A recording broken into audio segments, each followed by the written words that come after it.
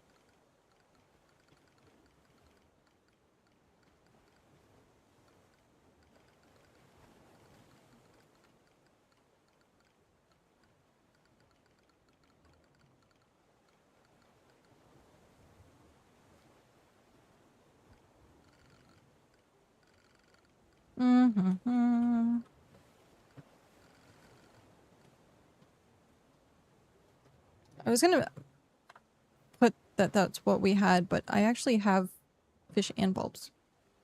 Okay.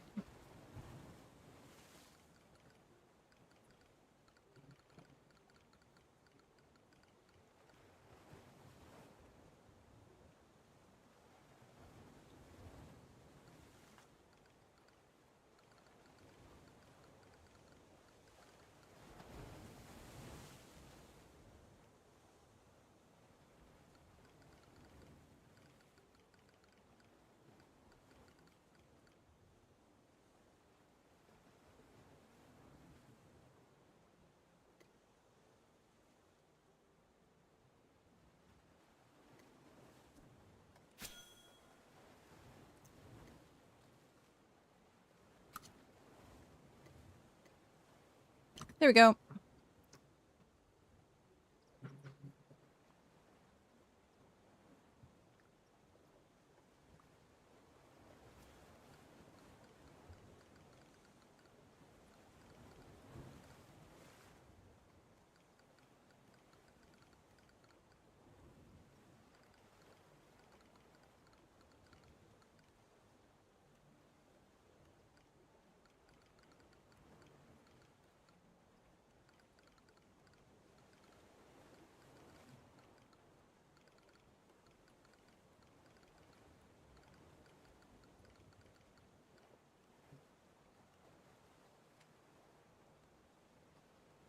Just need Bard.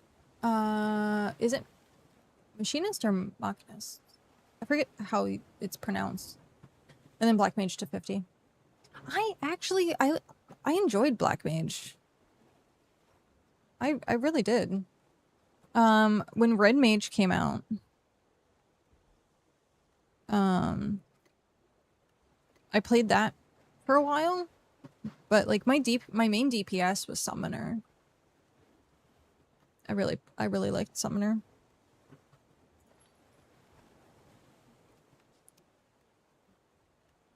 I'm a Summoner, so Black Mage players are stinky. Yeah. Being able to run around is really nice.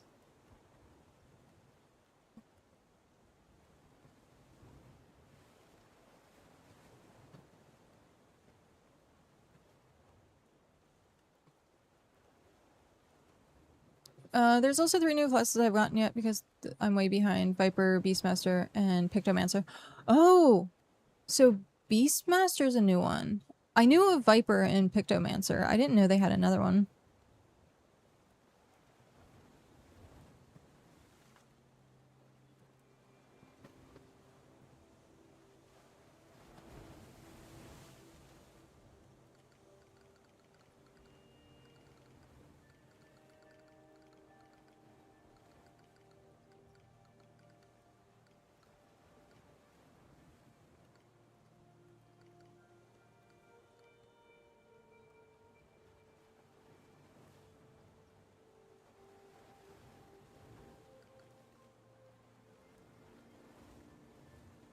So it's like, you could come join me in doing story stuff. Wink, wink, nudge, nudge. No,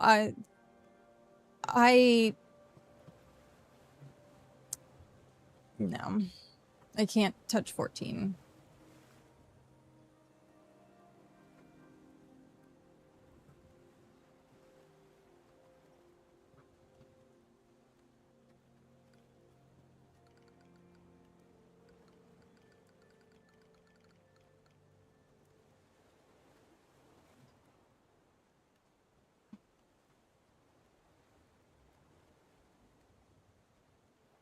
Abandons me on Warframe, abandons me on 14.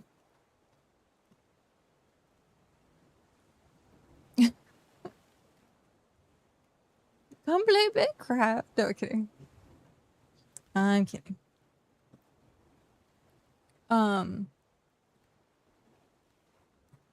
Yeah, BitCraft at this point has eaten my soul. It is, my soul is just way gone.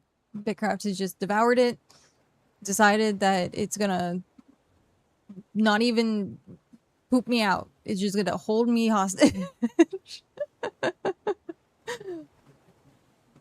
it's like nom nom nom nom nom, and then it just eats. I do not digest. I am forever stuck.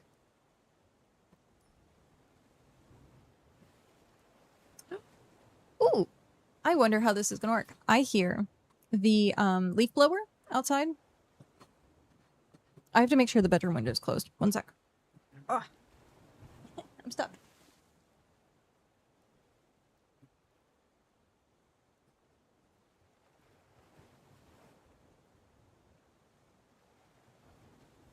Okay, so it is closed, thankfully. The leaf blower kicks up a lot of dust and dirt, and so if I have the windows open, like everything gets covered, and then I have to like dust like way more than I normally do. I have to like scrub because it's like it's dirt. It's like dirt particles. And so I have fans now in the window that blow air out, so it gets rid of the hot air that's in the computer room, and it's like right behind my monitors because my setup, oh my god, the amount of heat my setup actually like kicks out now is just ridiculous. So I'm hoping that because the fans are kicking everything out, that it doesn't, like the leaf blower doesn't actually like kick dust into the window. So we'll see. We'll see if I have to clean up afterwards.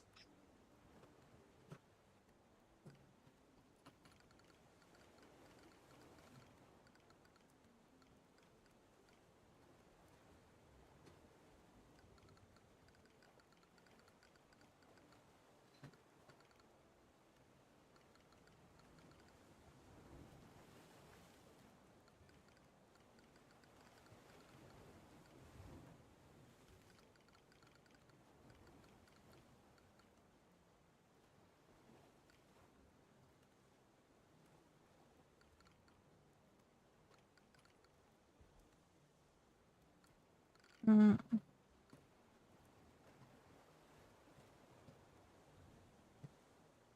Okay. If you try to quit BitCraft, it just digs its claws in and makes you get another alt. It's true. It's so true. Well, the other thing is, like, especially right now, my body needs the, like, chill kind of environment where if I'm playing something like Warframe, it might, like, make me a little too anxious. 14 never really made me anxious unless I was healing. But I was mainly playing DPS. But, so the rule of the house is we played the same MMOs. And so it was a little rough when I was playing BitCraft and Cow wasn't. But now Cow has started playing again to help out with the Adventurers Guild.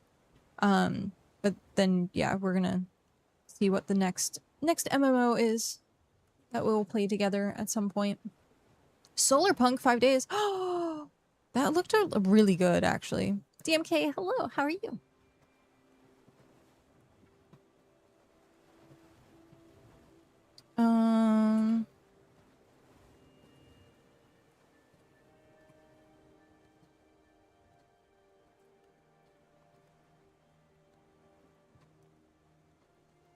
Is gonna... I don't want audio. Oh, okay, it is muted. Yeah, Solarpunk looks really cool. Online co-op. Super cozy.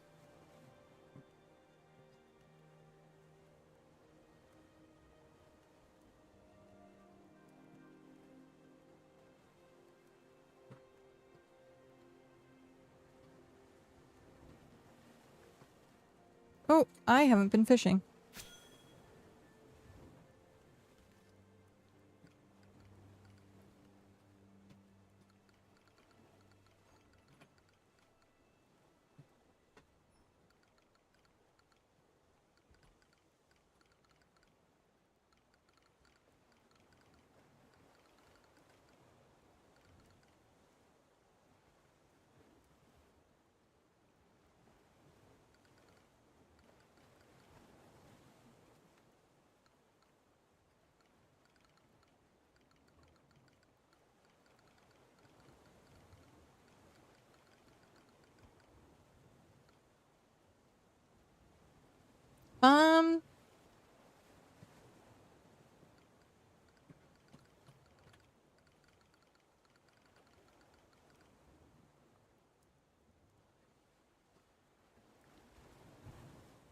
There we go.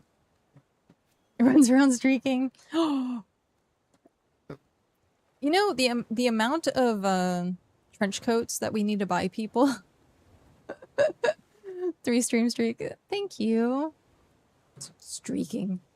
My chat loves streaking. It's all good. It's all good.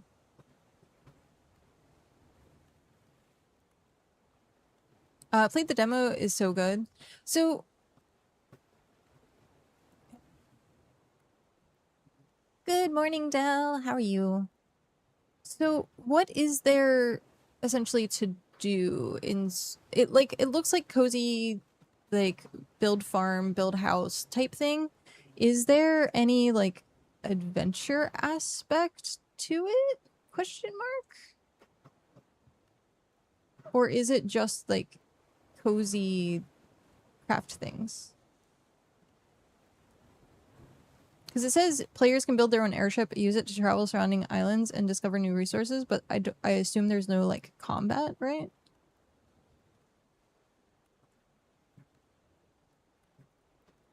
It is literally just farming.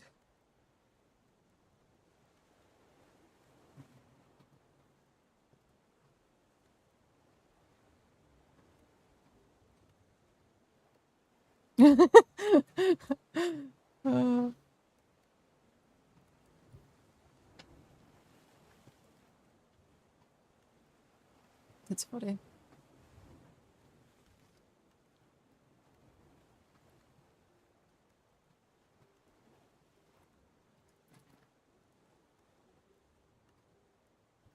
Warm apple juice. I do have ice cubes, so at some point, if it gets too bad, I will put some ice cubes in my apple juice.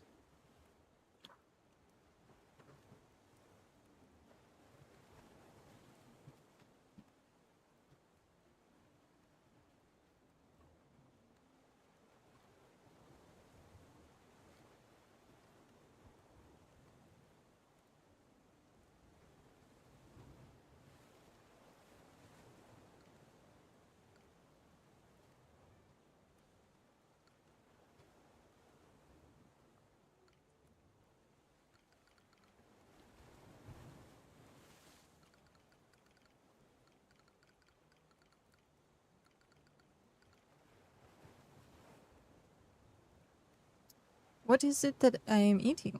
This is fish sticks.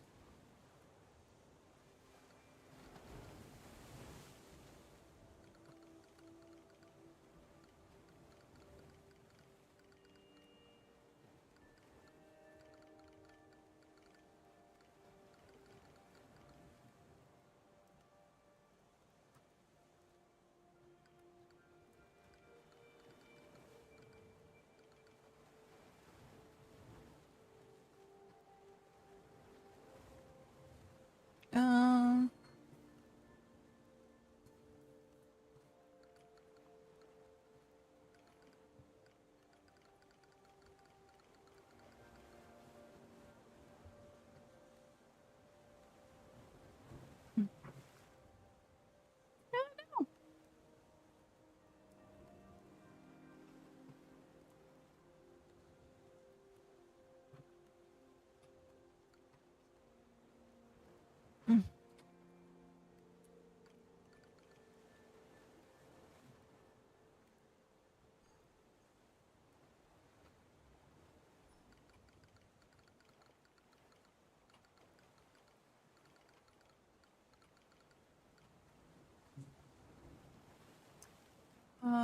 I'm going fishing. Nice. Yes. Come join us. This has only seconds left, but we will be in this area. So we'll be like right over there, over yonder. We'll be over yonder. And then I'll post the coordinates in looking for group.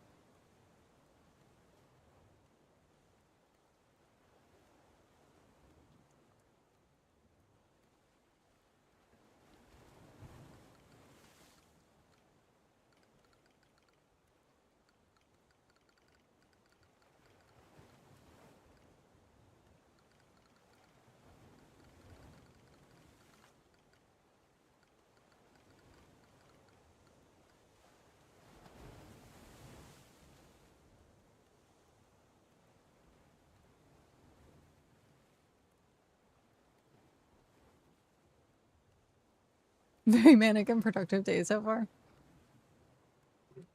Fair enough.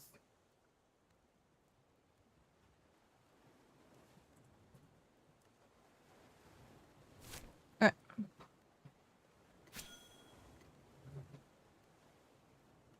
Looking for group.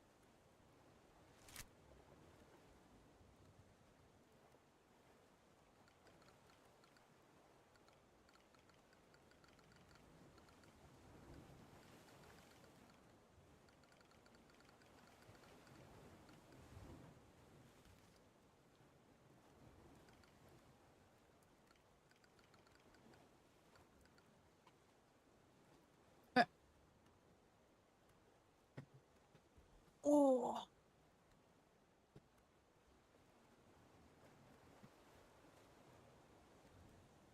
Yeah, very, very calm day today. Very calm. This is so Wayfarer Wednesday as a whole. I try to make it as like a really in-depth like roleplay experience, and so it's a little harder to multitask that sometimes. So I do apologize for being quiet and like typing, but at least hopefully people can see the chat. Hopefully people can see the roleplay. It's boop. Hi. Hi, Pat. Sometimes I think about playing again, but then I remember I don't have my boat or wagon or animals yet again, and I get sad and do something else. It's so Chick Flick, thank you very much for that follow and welcome in. Hello.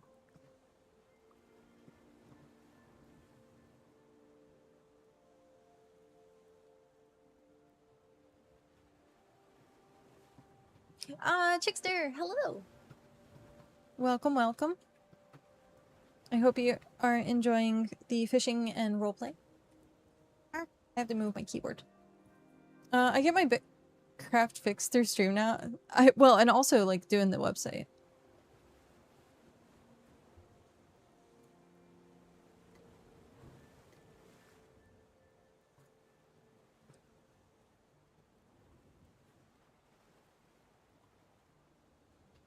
Oh.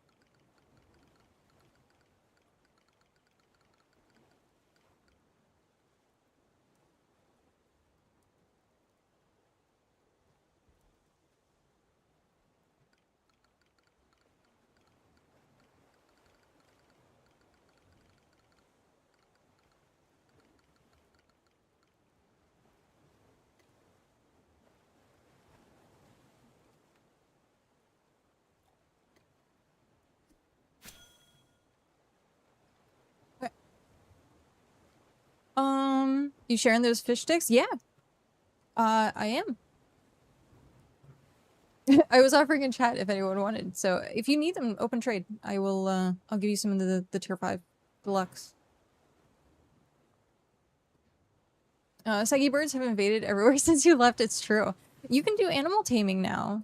So you could do literally another thing that you never have to like leave base for. No one to continue with war effort. Well, now that I have my new bow, though, my more recent focus has been on the local service populations. No, was it? I have lots. Oh, okay. I try to make sure I have food for people in case. Just in case.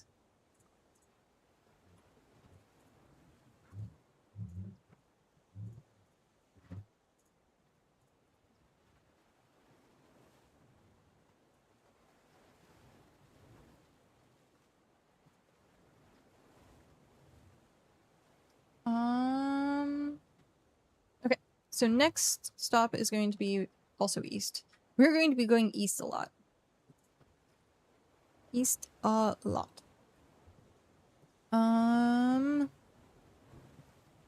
Shoot.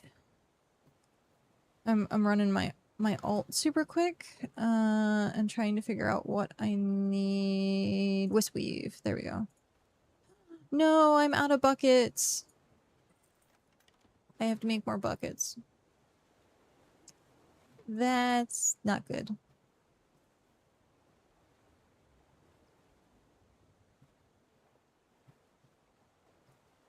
Seeing all chats is kind of cute as you don't know who they are typing to. For the most part, if I'm typing, it's to everyone, so people can like jump in. I think Burlock's been doing a really good job of just kind of open conversation as well. It's kind of like if you're in like a party or a group setting, and you're like mingling with a bunch of people.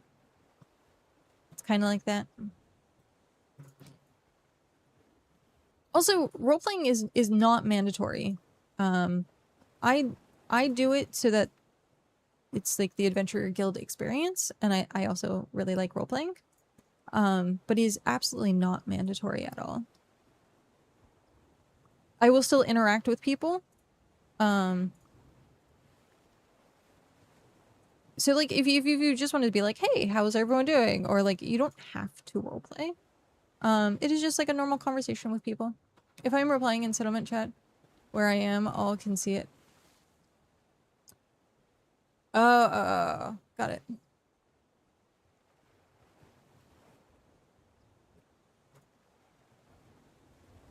If people want to like whisper, whisper roleplay, there's that too. Yeah, I need buckets. I need buckets.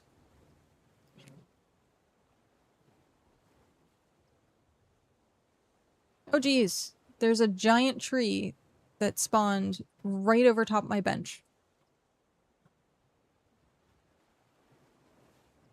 Like, look. Oh. It spawned right over top my bench. That's so annoying.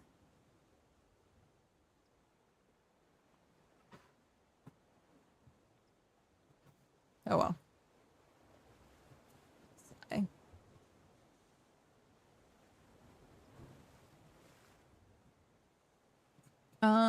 I can leave this screen up for a little bit, while I do like some chores at the Adventurers Guild.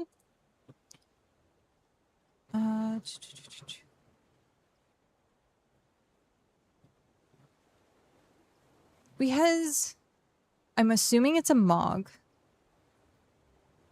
It's a Mog!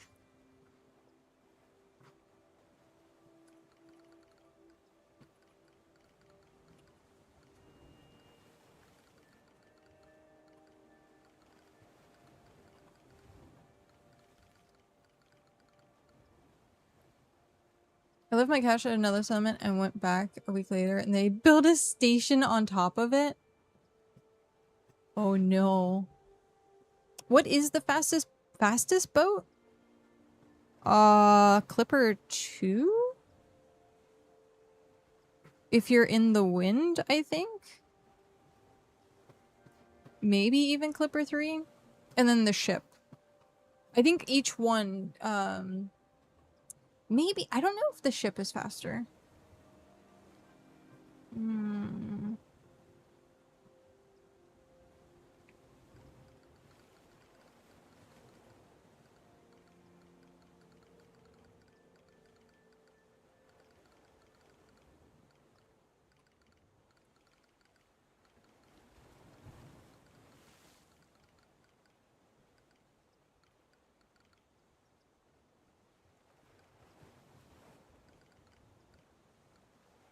Hugh. Little in-game joking.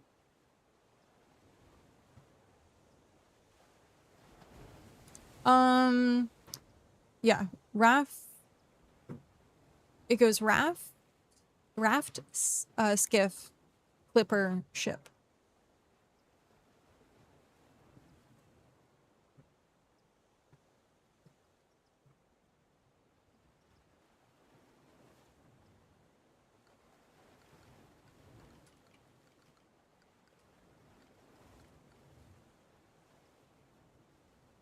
My measure is spelled wrong.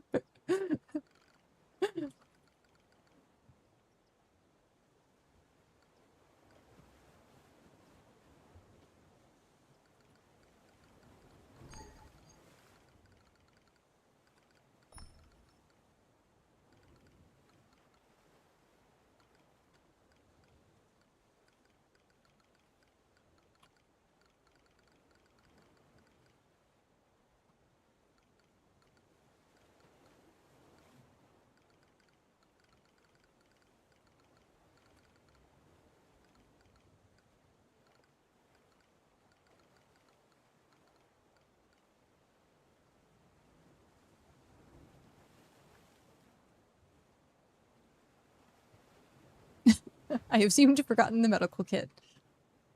The one I actually have. I'm guessing 1 billion tier 8 timbers and tarps. I'm not sure, actually, what the ship is. I assume it's tier 8, though, because it's 80, and they've been keeping with that trend.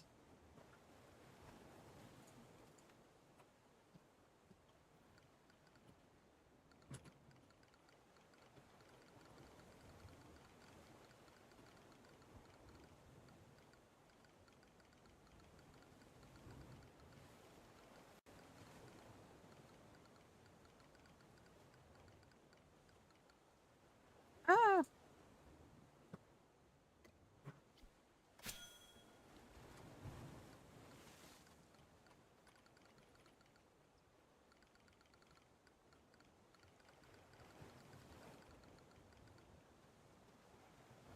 Miller, hello! Hello. If you check the quest in the quest log, it'll probably tell you the mats. I don't think so, actually. Because the steps...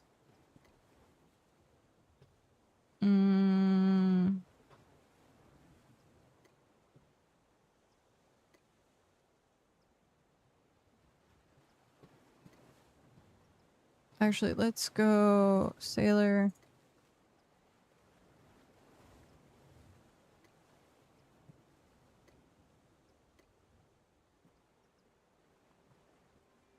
Travel to the... Oh, yeah, the sunken ruin.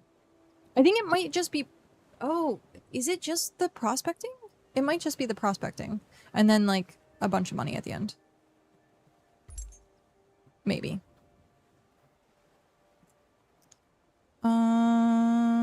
Do I want to use that? No. We are 82%. So we need tier 5 brick, tier 5 cloth, leather, and carvings. Okay. But I do need...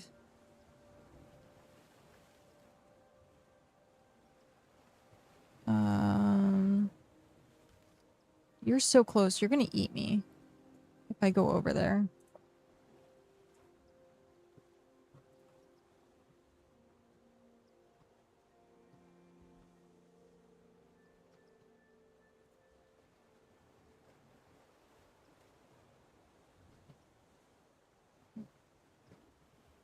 View storage. I need buckets. So this whole area, this slope, is what Cal was helping with, and then he's actually widening I don't know if he's widening the road, but he's gonna make everything flat. So everything's gonna be at, like, I think 89. So it's easy hunting and easy gathering. The only problem is with this slope is some of the resources aren't respawning, like the stone, which is makes me sad because I really need the tier 3 stone. So sucks. But Iller, hello. Today's been a hectic morning, only because I had got up like right before my doctor's appointment. Like literally right before my doctor's appointment. And so I like rushed to get everything done. But I did kind of fix my audio today. So there's that. I find the irony of sites like Vegeta that use the API is that it's driven the community of a good wiki. Usually a game like this would have a thriving wiki, but since tools can just scrape the API, there doesn't seem to be one. So things that aren't scraped just have no info, like quests or the cost of certain vendor items. If you go bricko.app, I don't know if it's going to be there. Because bricko.app has a lot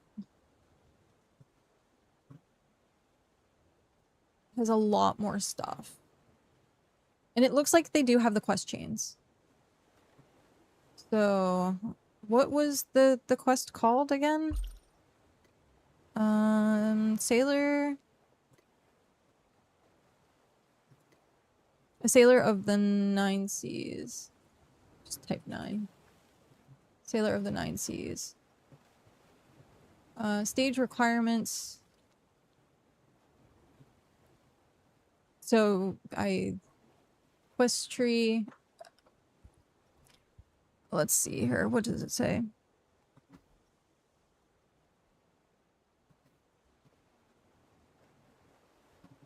Details. Raw data. I don't see anything that says it requires stuff.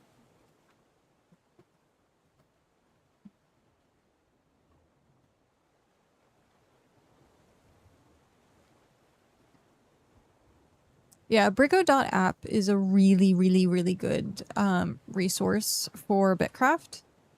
So it's bricko.app. It's super simple.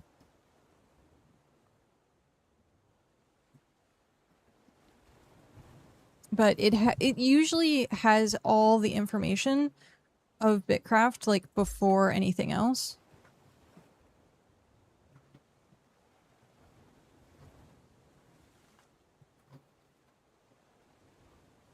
It says needs a map of 9 seas, 100 tier 8 parchment, 50 tier 8 ink, and a celestial navigator, which costs 50k from Rumba. Okay. There you go.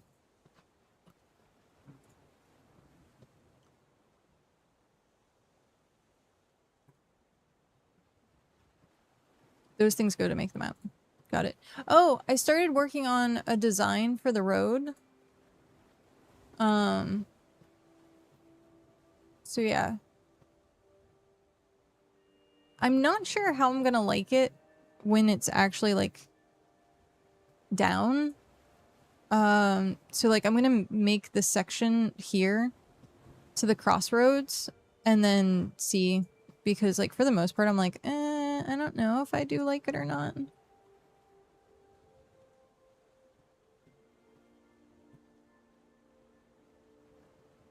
It looks great when I made it on a calculator or like a rough draft, but then now I'm like, I don't know how it's gonna look on the road.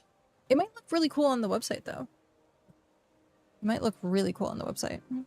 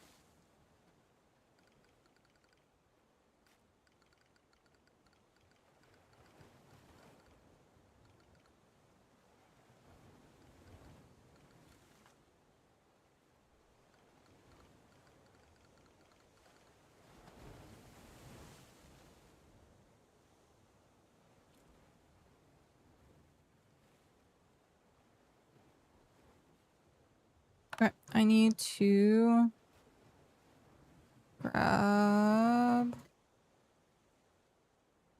No.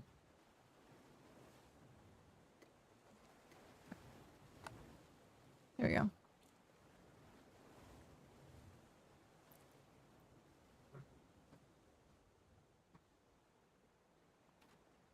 It's a bug! Okay.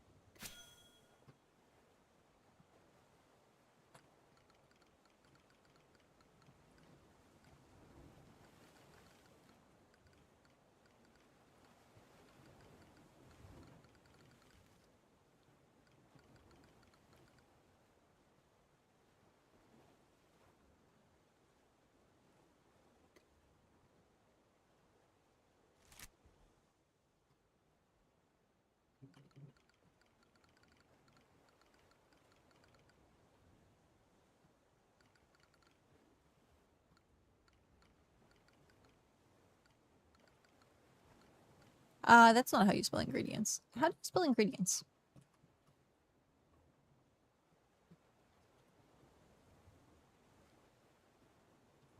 It's because I pronounced it wrong. That was correct, and it's this.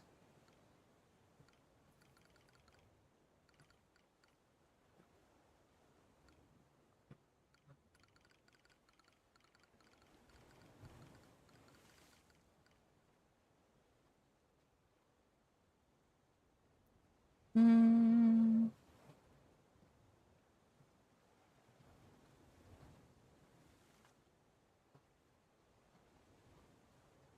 I gonna make it up this? I don't know.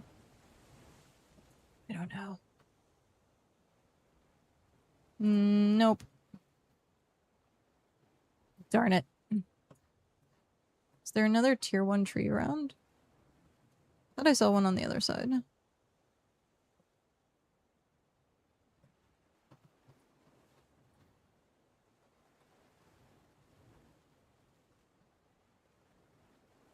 Oh, it's down there. Ugh. Well, that's not gonna work. Oh, there's one.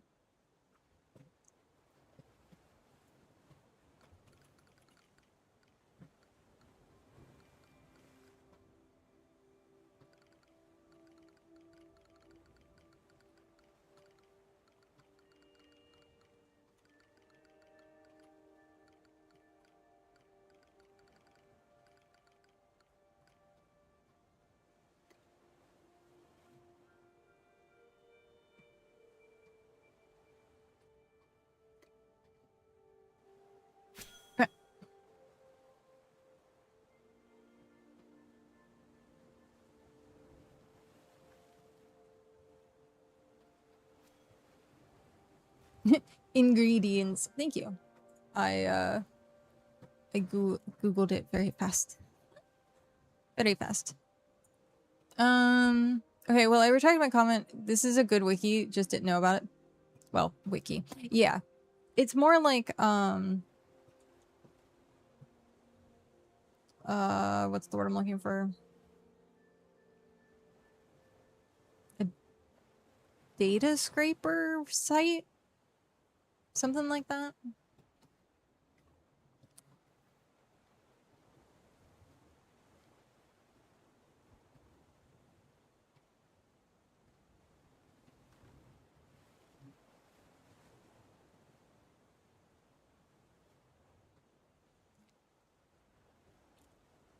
Oh, man.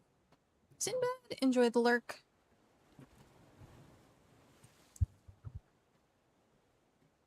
I need to munch on something. My stomach.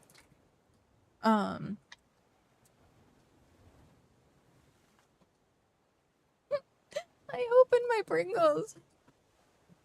And there was just like crumbs. I wonder if I can show the camera. Look, there's just I got excited for Pringles.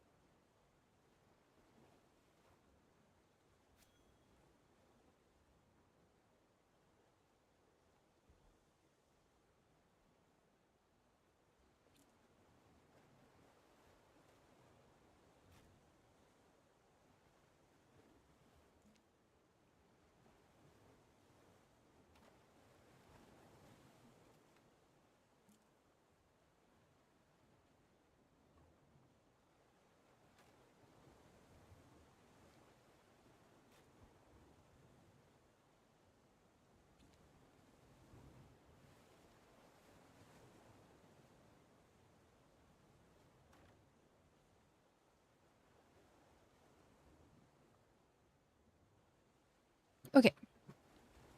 No one needed to watch me dumping Pringles into my mouth my mouth from a can. Gotta be ladylike at least a little bit. Though it's not complete, it seems because I'm doing the Whitewater Skiff quest and I need to make a reinforced skiff hull and the quest page doesn't seem to mention it at all. Oh, it does mention it in the quest stage list, but not in the stage requirements or the quest tree, which is supposed to list materials needed. Oh, interesting. Last night, oh my god, I was having such issues trying to fall asleep. So at one point, I was like, okay, I'm gonna get up, use the restroom, get something to eat. Maybe my body is telling me that like I just need to like take care of it for a little bit. Cause you know,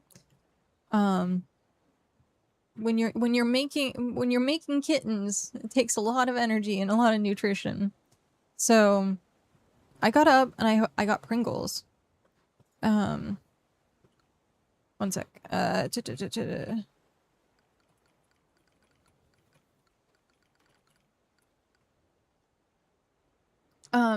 I got up and I got Pringles, and I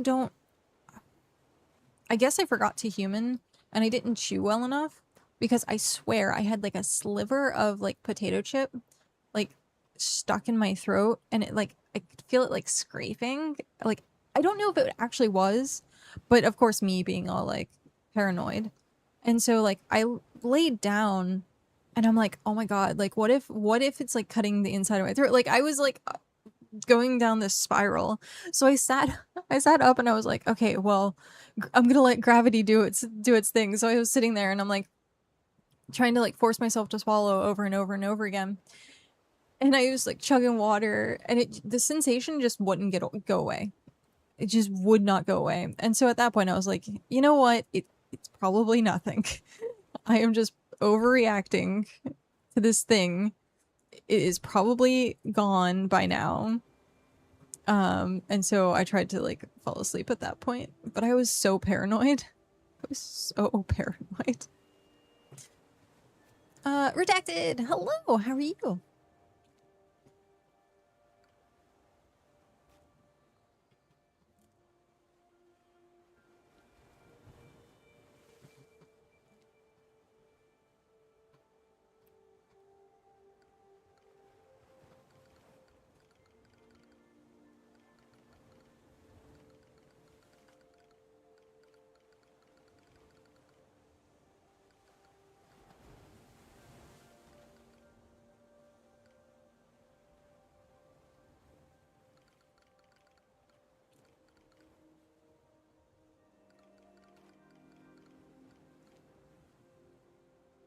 Murdered by a Pringle shard. Yeah. I was so paranoid. I was like, oh no, this is how it goes. Like, yeah. And I just remembered that because the same thing just happened to me right now. And I'm like, I know I'm okay. Like, what's the actual probability of something seriously happening? Like, I don't know. I think I would feel it a little bit more.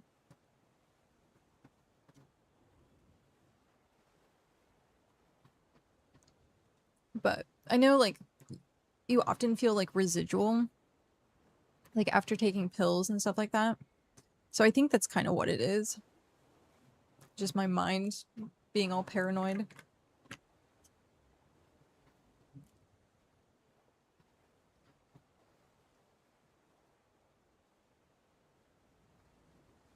I feel like it would dissolve before it was a problem. See, exactly. That's like, especially if I'm drinking water and stuff like that. I don't know how fast Pringles actually dissolve though. I don't know. It's just something to think of.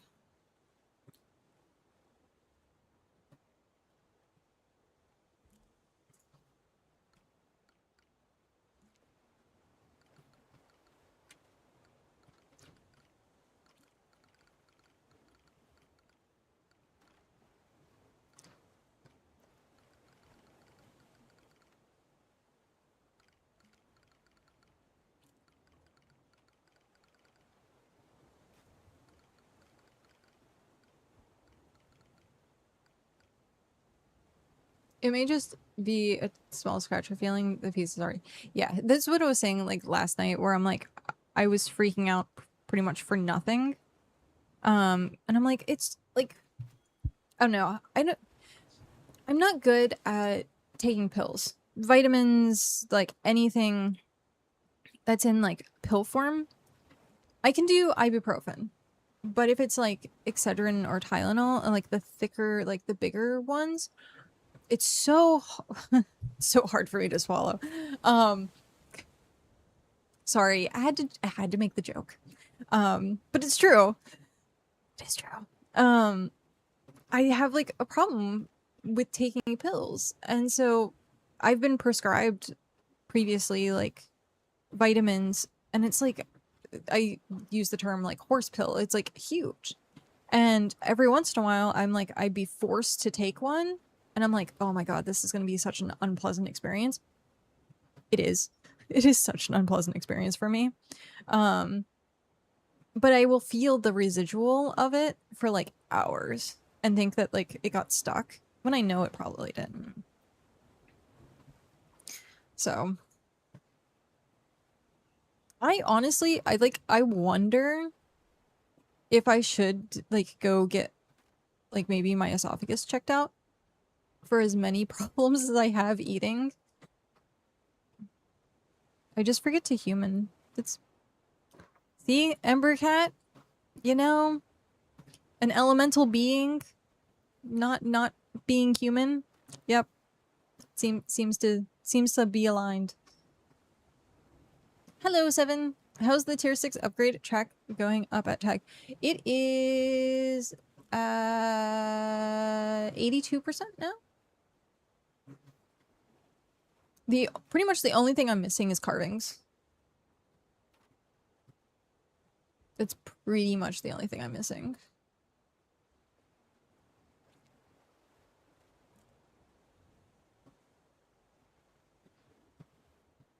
So I'm working right now on getting the rest of stuff for cloth, which oh no, when did I stop fishing?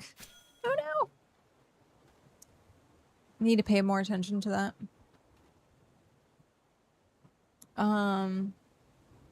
But once this batch of farming is done, then the cloth is done.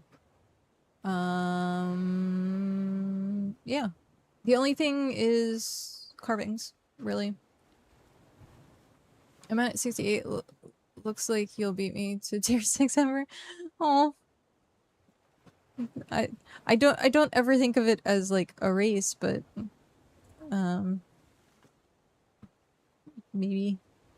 I was gonna say I've mostly for this tier up, I got a few quests, like the quests for the Adventurers Guild is what goes into the tier up. So if people want like tier up stuff, just do quests. It helps. But I had a lot of repeat stuff. I left the quests up because I'm like, I don't want to take the quest down even though I fulfilled it. So like I have thousands of extras of things, but I'm like, it's just going to be there for tier 7. So I'd use all of the alts. Well, if it was actual race, we wouldn't be working on the road. We would implement like Cow and all his alts, my alts. Start essentially this is one of those things where we've been down that road before, like ex World of Warcraft raiders. So when we want something done, it gets done. So we could have been tier 7 actually by now if we didn't work on the road. But most of our alts are working on the road. Like I did the math. I was doing 5% a day by myself. And that was only utilizing 2 alts, maybe a third. So if, yeah, you get the picture. You get the picture. That and this is everything I do. Welcome to my work. Actually, speaking of, so there was a new video that came out by Josh Strafe Haynes. I think yesterday, actually. And it was him talking about his 100 days streaming. It was such a great video. As someone who is quite familiar with streaming for over a decade, the information that he had was like stuff that I've told people over and over again, where I'm like, this is the reality of it. If people are trying to become streamers, I'm like, hey, like he talked about pillars of like different types of people, and like whether you're entertaining or whether you're skill. And I'm like, I've run through this so many times with people, and I'm like, yeah, I can find it really quick and I'll just link it here for people. History. I streamed for 100 days. Was it worth it?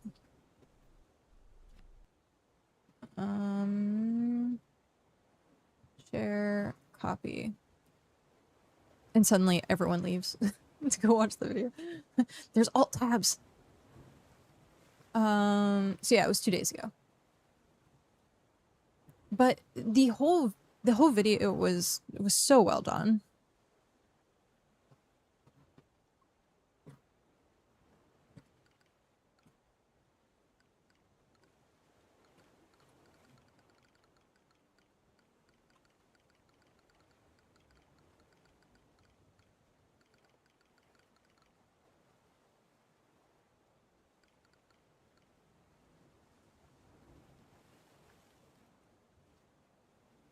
Eesh. Yep. But yeah, so what he was talking about and like the mentality and the okay, let me I can't multitask anymore.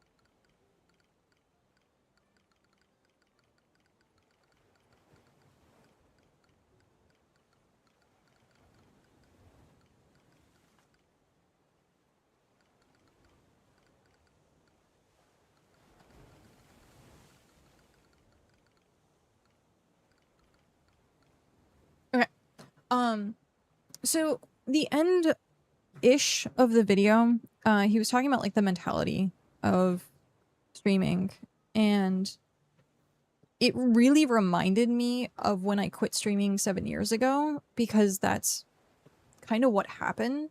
Everything just ended up becoming negative. And I was at a point in my life where I needed to be very realistic with myself and be like, is it worth it to continue with this like detrimental struggle, or try and be happy like outside of streaming? And so I chose being happy outside of streaming. For those 7 years, I pretty much did nothing. I played games. I played a lot of Genshin Impact. I got into World of Warcraft. Like, I was playing MMOs with Cal most of the time. And I look back on it and I'm like, you know, it was good, but to a certain degree, it felt like a waste of time. And then now that I've gotten back to streaming, it feels like I literally just returned. Even though, you know, this month we're going to be celebrating another year. And so watching that video, like, I started, and I don't know if it's like heightened emotions. My own personal heightened emotions from, you know, like baking kittens.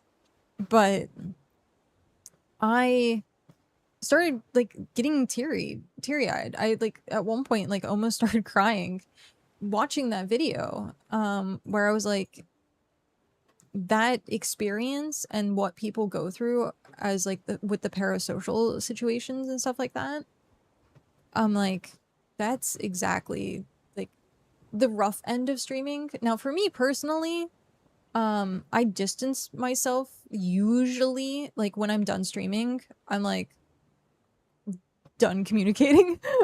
I tend to like disappear, and that keeps me sane. Whereas before, I would be in Discord, I would be hanging out with people, and it was just constant. And so now I take the time to recharge, then I can come back to stream and like say hi to everyone and be perfectly fine with it.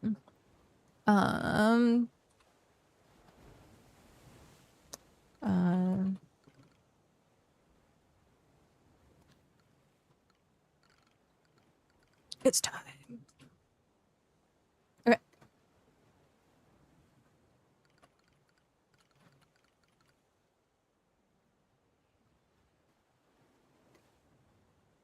There we go. And so like I take the time to actually do self-care now, where before I pretty much didn't. I would burn the candle at both ends. And it really did cause me to have a bitter attitude. I also was no longer at that point friends with people. I was like, back then it used to be dirty to say the word networking.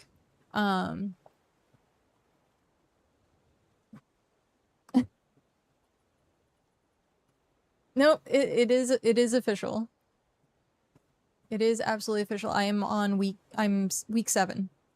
So there is an Ember, there is a tiny little Ember kitten in there. My first appointment is the 19th, so I can give people updates more later. But yeah. Yep, it's actually a thing.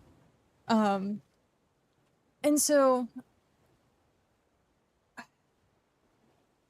I got sidetracked now. So like with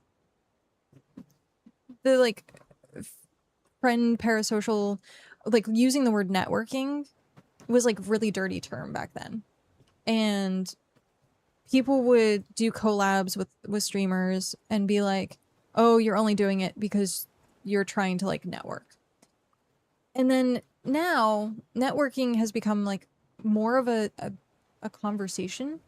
It's been kind of known like, hey, this is how streaming works. This is what happens. You have to network. You have to meet people. You have to talk about things. Like having the collabs for podcasts and stuff like that. To a degree, that's networking.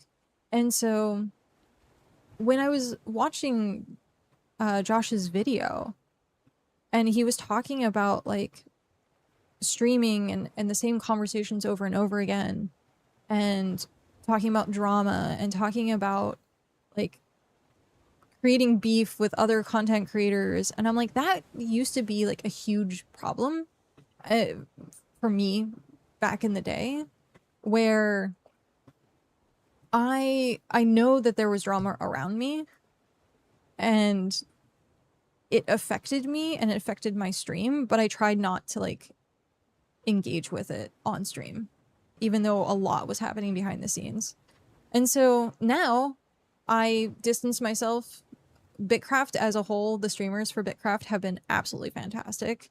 The behind the scenes for like partner chats and like us talking to each other has been fantastic. Everyone is very friendly. And so if it wasn't for the fact that everything has been so nice, I think I would have more of that like resentment feeling.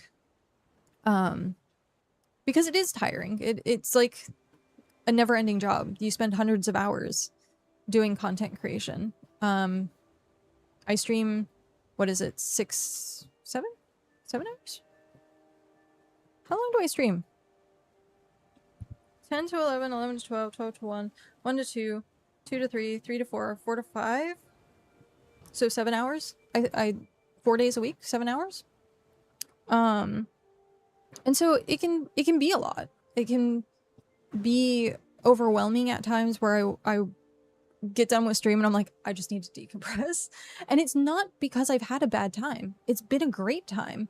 It's just I'm constantly talking. I'm constantly being social. I'm not also doing any character stuff because I know for some streamers, they put on a persona. They put on a character. They, for whatever reason, they personal reasons, whatever. So that happens, and that can be even more exhausting. For me, I'm just going to tell you what it is. This is me. This is how you're going to see me talking to anyone in real life.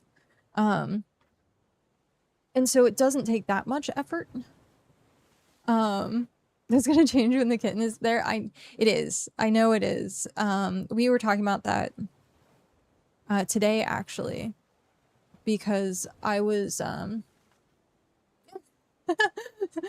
Thank you. I was reading messages. Thank you.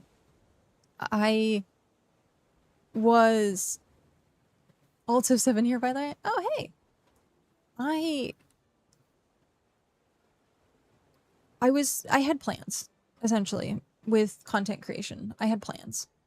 And now I'm like, okay, 9 months. I'm going to probably end up taking time off. You know, I'm going to have to take time off. I just don't know how much time I'm going to take off. And so we were talking about it. I was like, I took a 7-year break. 7-year break. I came back and it was like nothing was amiss. Like all the same people came back. It was a very, I do want to say, like, I was in a very privileged position coming back to streaming after 7 years because I was still hitting above like 10 and 20 viewers. And I don't care about the numbers like that. What I care about is like chat engagement. So like if I'm only talking to one person, great. If I'm talking to 10 people, great. If I'm talking to 50 people, great. As long as that chat engagement is there. And so I was engaged all day. So yeah, and having that conversation, and that ties into like having the parasocial relationship, but also like I do treat people as friends. I do treat people as people I have met. A lot of people in my chat are people that I've talked to for years or know in real life. Hi, Mom. And so it's hard for me to suddenly put up a wall and be like, I'm in streamer mode because I'm just hanging out with friends. Yeah, it's my job, but I'm still hanging out with friends. And so watching the video and watching how he also had like thousands and thousands and thousands of people watching him because he came over from YouTube. And so I'm like, I'm sure he had a different experience. Oh, you met Ember before in real life? I mean, once or twice. Yeah, I think. Vaguely. But I was like, the experience is completely different.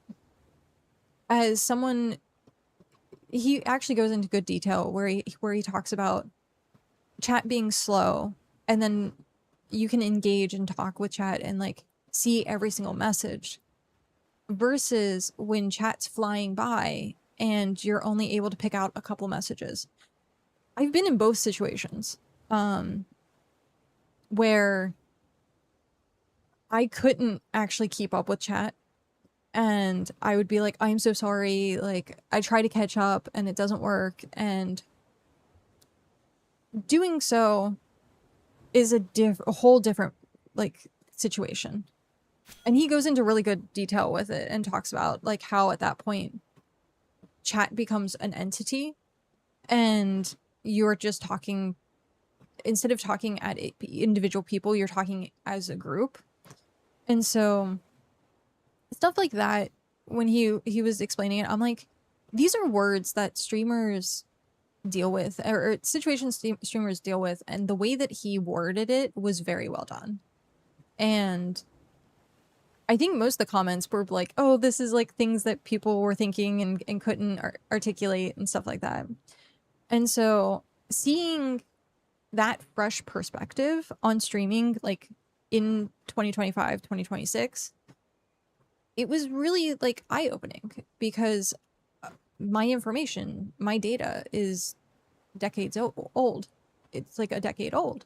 And so does it still work today? Yes. Oh, yes. Like Twitch as a whole and content creation as a whole hasn't changed all that much. The trends change, but what it takes to be a content creator has not changed. And so watching him step into that, like, really, like, was eye-opening. And yeah, I was like, there's some of it I'm personally don't want to touch. Like, he's talking at one point about political views and aligning with people's opinions, and I was like, see, I don't touch that.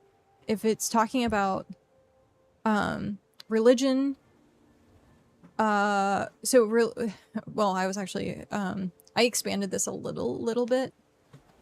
So, of course, religion, politics, those are the two big, like, no conversations. Don't have them. But then now also, like, sexuality. And I know it's, like, Pride Month, and it's big deal for a lot of people. And honestly, like, congratulations, happy Pride. But me saying that felt very awkward, because I'm like, that's throwing an opinion that is as bad as religion and politics. And so that has now become like a no topic as well. Complete support, but at the same time, like, it causes heated problems. And so when he was talking about those opinions and aligning and doing react content and stuff like that, I'm like, see, that's something I'm never going to touch. And it does get the most views. So controversies, drama, fights with other content creators, all of this stuff, it gets views. And I don't usually have much to clip from my streams because not much happens. And so it's rough at that point, and especially with BitCraft, like, there's not much going on that's like really clip worthy, at least not that I think, but maybe there is, and I just don't catch it because I'm in it. And I'm not looking at it on the outside. Like, maybe something funny would happen and I'd be like, oh, I guess I should clip that. I can't tell. I'm like, I have blinders on, essentially. And so when he was talking about all of the, like, aspects of the social part of streaming, and I was like, yeah, I get it. I completely get it. And it is different. Like, I think he even touches on it a little bit where he's like, I have a pre-established community. And he was talking about, like, if you have, I think it was like 11 viewers or something like that, you're in the top 5% on Twitch. If you're over, I think 20 or something like that, 20 or 50, you're in the top like 0.3 or something like that. And so him being at like hundreds and thousands of viewers, I'm like, yeah, like it's a different game. It's a whole different ball game. And so yeah, it was interesting to see that and see the perspective of that. And I've seen like content creators like get really big and then fall and then get really big and fall. And it happens over and over. It happens with celebrities. It happens with, like, in general, cancel culture. And it's very interesting to see what starts that. Like what mentality has to happen for that to start to be the avalanche.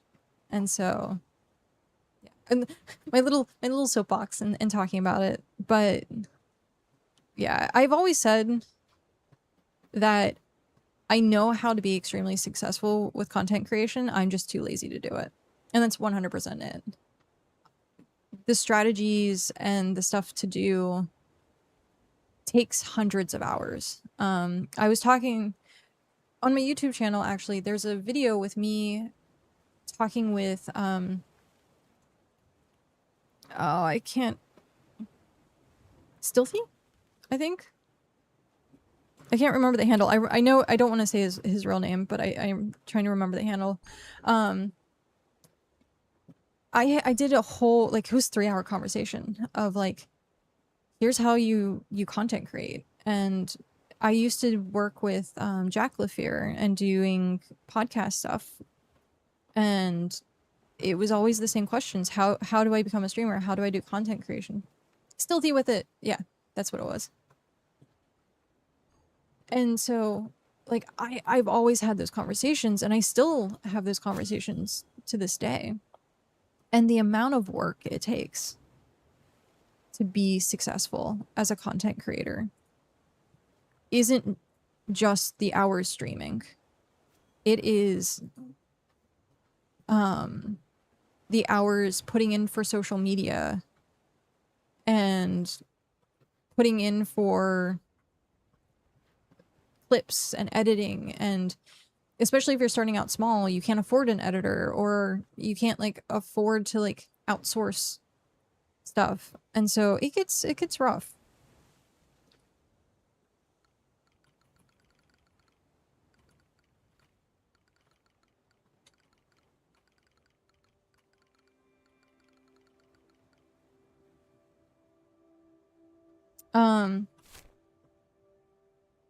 Boop.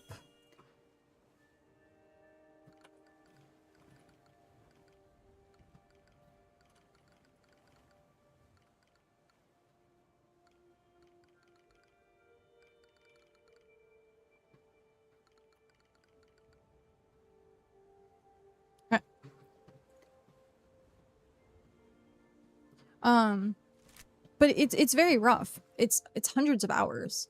Absolutely hundreds of hours. Got the congratulations, you're in the top 25 of Twitch streamers email from Streamlabs with 10 average viewers on my stream. That was due to a collab stream with Kyrie and Antoni. That was a large dose of reality. That was a large dose of reality of how hard it is to build a community. I love streaming, but I'm so bad at it. I don't think anyone's truly bad at streaming, because there's a flavor for everyone, but there are skills. There are definitely skills that you can practice and hone and do.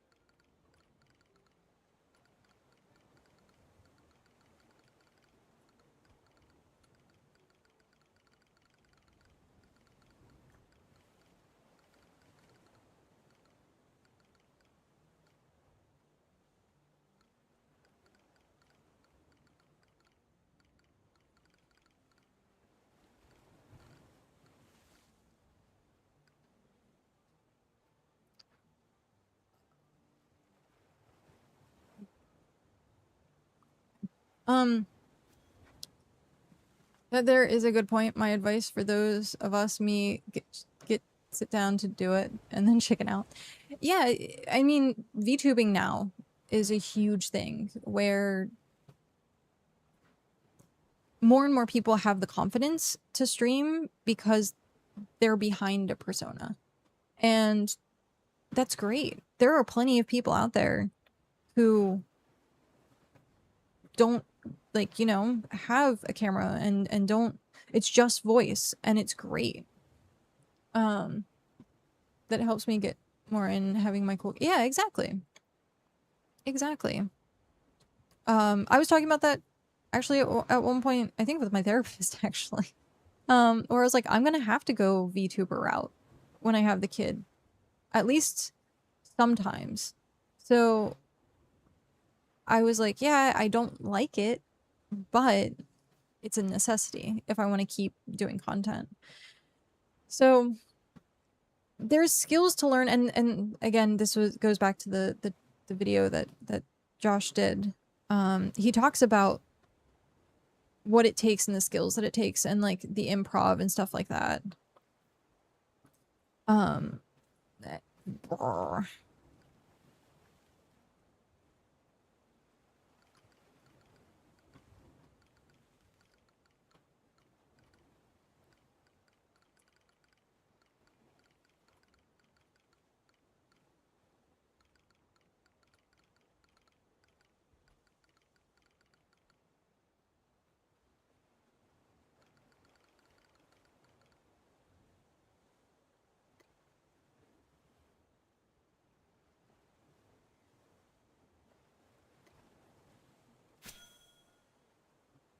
Okay.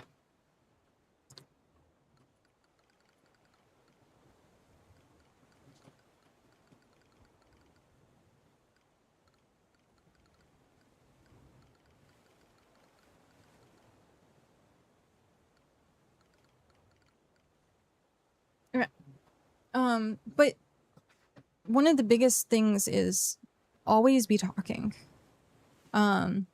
We were actually, I said it should be ABC, always be chatting. Because even if no one is here,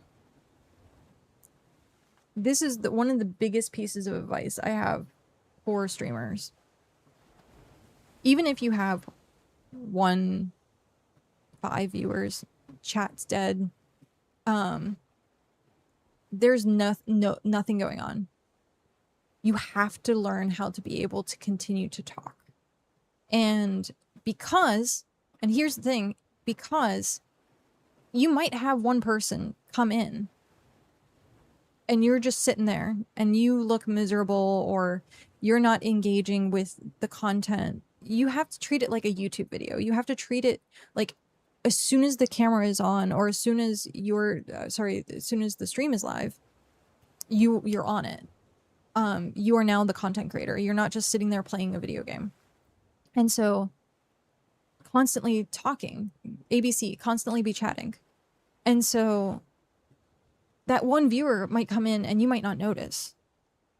And if you're chatting and you're talking, that person is now likely to stay around more because they might just be lurking, but you're entertaining and you're talking to them. And you always have to act like you're talking to whatever number of people you want to imagine. Pretend like your chat is going however you want your chat to go. And you have to have that ability to sit and just talk to a camera. I started doing YouTube videos, which actually I think really helped. Because I was used to talking to a camera knowing that there was no one there. And so I would do gameplay videos and was just talking to myself. And that really helped with streaming. And so, long story short, ABC, always be chatting, because you never know what's going to happen. You never know if someone is going to come in or if you're going to get a raid. They might be lurking.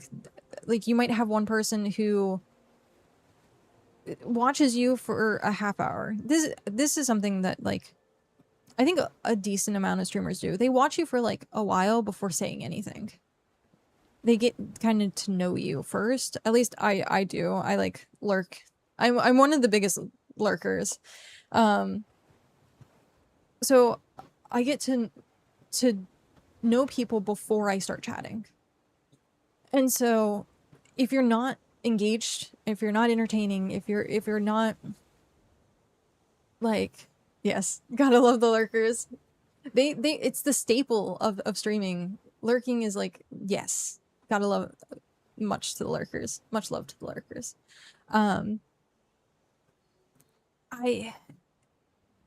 I look at that and I'm like, if you're just sitting there like,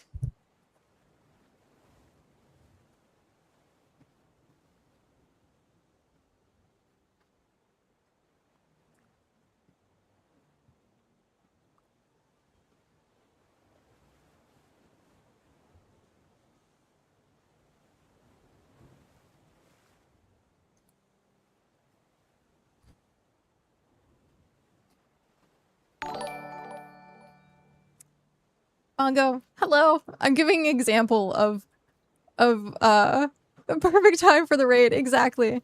I'm giving an example of what you shouldn't do as a streamer, which was be mopey and like begrudgingly like still like live, and we were doing the ABC. Always be chatting, and talking about stuff like that. It was hilarious because that's when the raid happened. So hi, welcome in, raiders. Ebug, we are Darude. We are all Darude. It is true. It is absolutely true. How was stream? How are you doing? But yeah, like if you're just kind of like blank staring. Hi again. Hello. If you're just kind of like blank staring and you're not talking, even if no one is there, the likelihood of people sticking around is extremely low. But let's get you that shout out going. How was today? How was stuff? What were you up to? Were you causing another war? Stream was good. Did some mining and then hit up some tier 3 dungeons. Oh, hey. How is the dungeon social group in Region 12? He's always doing more, it's true. I mean, you have to deal with Darude. So I would go to war too. No.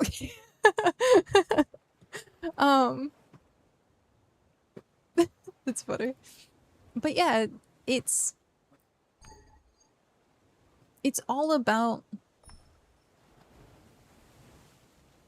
being engaging, I guess, is the word I'm looking for. Because like entertaining is subjective. And so being engaging, I guess, is more a technical definitive term. We're gonna snooze. Give 5 minutes because we just got the raid in. And so I see this happen so much, and especially with BitCraft. It is a little bit more of a slower kind of, I hate to say it, boring-ish gameplay scenario. And so it's not, you're not getting much to work with as a content creator. You don't really get to engage with stuff. There's nothing, if you're playing like a shooter or something, it's action packed and things are happening and you're engaging with it and you're like, oh shoot, oh man, I just died. And then you're like, ah, oh, okay, well, I guess we're doing this again. I can't be sitting here and be like, okay, well, fishing rod. Like, cool. These fish are like, you have to like find something to play off of.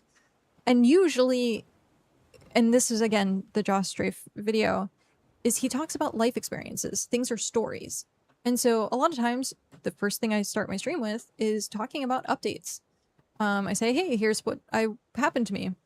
And then I start talking about life and I start talking about different topics. But that's BitCraft. If I was playing an action game, I would probably be more engaged in the action game as a content creator. Drew turned up. He was walking around. I'm gonna try Aura Farm the whole time. That's funny. strutting around with his crown on. Tisk tisk. Showing off all of his saggy birds, I'm sure. Oh, sorry, newbie goats now. Newbie goats. No, I love Druid. He's such a cool person. He's like down to earth, super chill. He doesn't have any goats to show off. Oh, did he give up on goats? Because I know the saggy bird. That was an epic adventure. I was like on the edge of my seat with him and his saggy birds. He just has insanely bad luck. Me too. Me too. I think... Oh, I'm not fishing. I think BitCraft hates me. I have the worst luck in this game. Great luck in other games. Great luck in like World of Warcraft, Final Fantasy 14. I can usually win pretty good rolls or pretty good loot and get like rare drops. Here, no. I can't roll an epic to save my life. Can't roll an epic. I did get 2 epic saggy birds, and that was just because I banged my head against the wall until it finally happened. But I went through like 30 to 40 some saggy birds, I want to say, to make it happen. Yeah. He's gotten like 1 epic so far. All of my tools and gear and stuff like that has been hand-me-downs.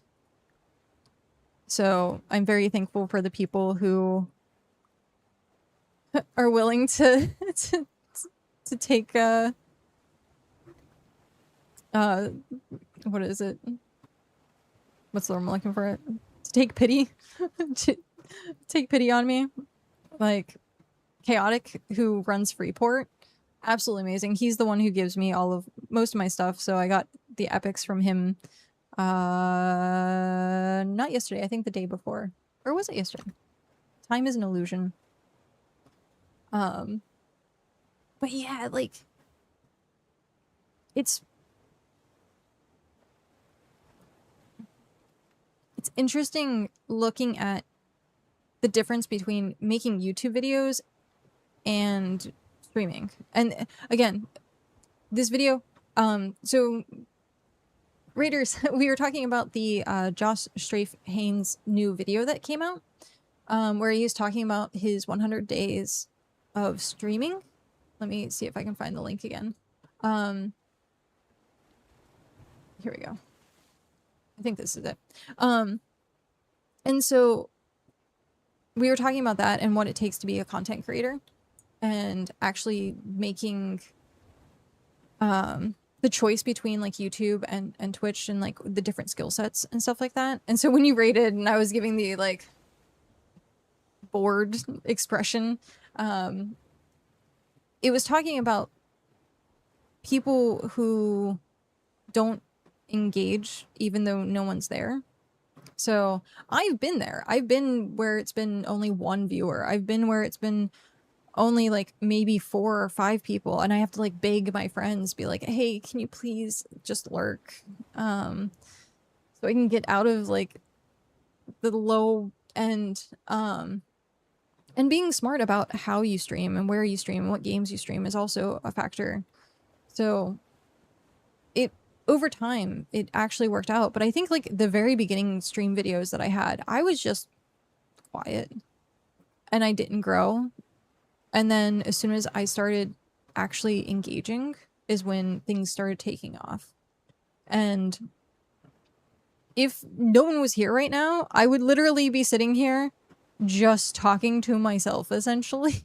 And just talking about what I was planning on doing, or how the tier up is going, or the fact that I need to upgrade my stuff, or I'd look through quests and start talking about that. And like, that's where you use the game to your advantage to find stuff to talk about.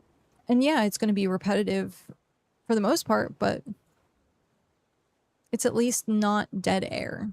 And it's at least showing that you care to try at least to be entertaining. And so, and there are people out there who literally don't, and that's fine. Like, they don't talk. They just sit there and blank stare, or like, and they still end up getting viewers. And that depends on like I said, everyone has a cup of tea. Everyone has their own flavor. And so it just depends. Especially if you if you have an action game, not talking kind of goes hand in hand because you're concentrating on the action game, but people are watching the action. So that is the distraction. If you are playing something like BitCraft, it's 100% like a just chatting situation.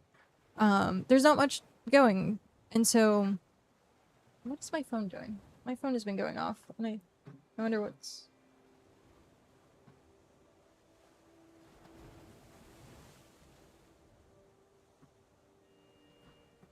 Okay. Nothing important. It's just my Finch. Excellent advice. Yeah. Hi. Hi, Raynick. How are you? But it's one of those things where watching people being like, I want to be a content creator, I want to stream, I want to do this as a full-time job. But then when you actually sit down and you watch the stream, there's no actual like content. Raynick is a great example of this for great content. When there's nothing going on, stories. Tell stories. And so it's understanding. Oop. It's understanding the ABC, always be chatting. And we are heading to the next fishing node, actually.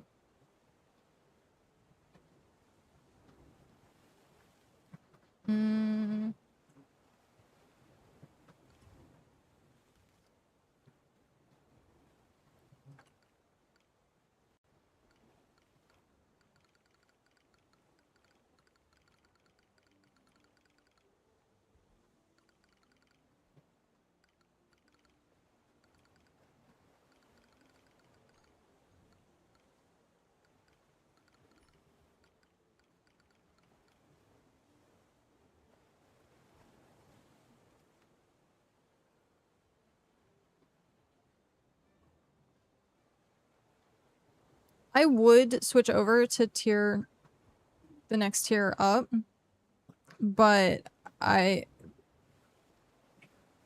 have a feeling I would lose fish that way. So we'll do one more of these. One more tier 4.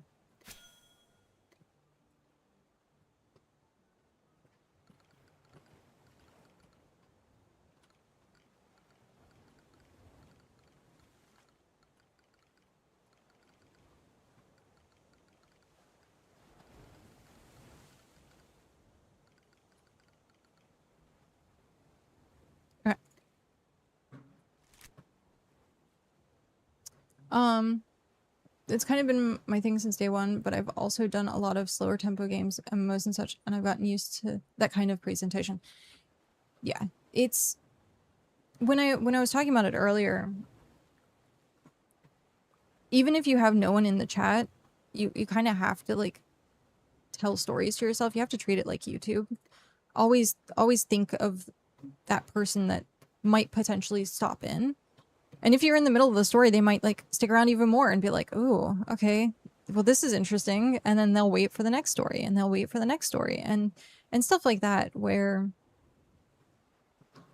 if you're not doing anything, why watch? Why like, so I used to play a lot of action-esque games, and I would get the concentrated phase, and I was like, oh man, like I wasn't engaging. But I mean, it's an action game. You can only split your attention so much. And that was, again, he touches on every little detail in his video about like streaming and how it works, and the intricacies of like splitting your attention and multitasking. Like right now, multitasking between talking about this conversation and like doing the fishing event.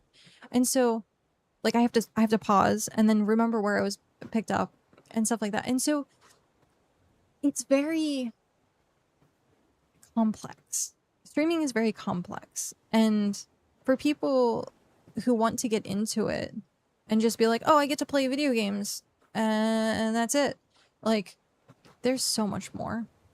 There is absolutely so much more that you have to think about. Improv, like being able to talk, being able to socialize. Small talk is a huge thing. I personally, I hate small talk. I'd rather like ask people like how many sheets of toilet paper do they use to wipe their ass when they shit. Like, I want the in-depth conversations, okay? The important conversations. Are you a folder or a crumpler? 5. like small talk only goes so far.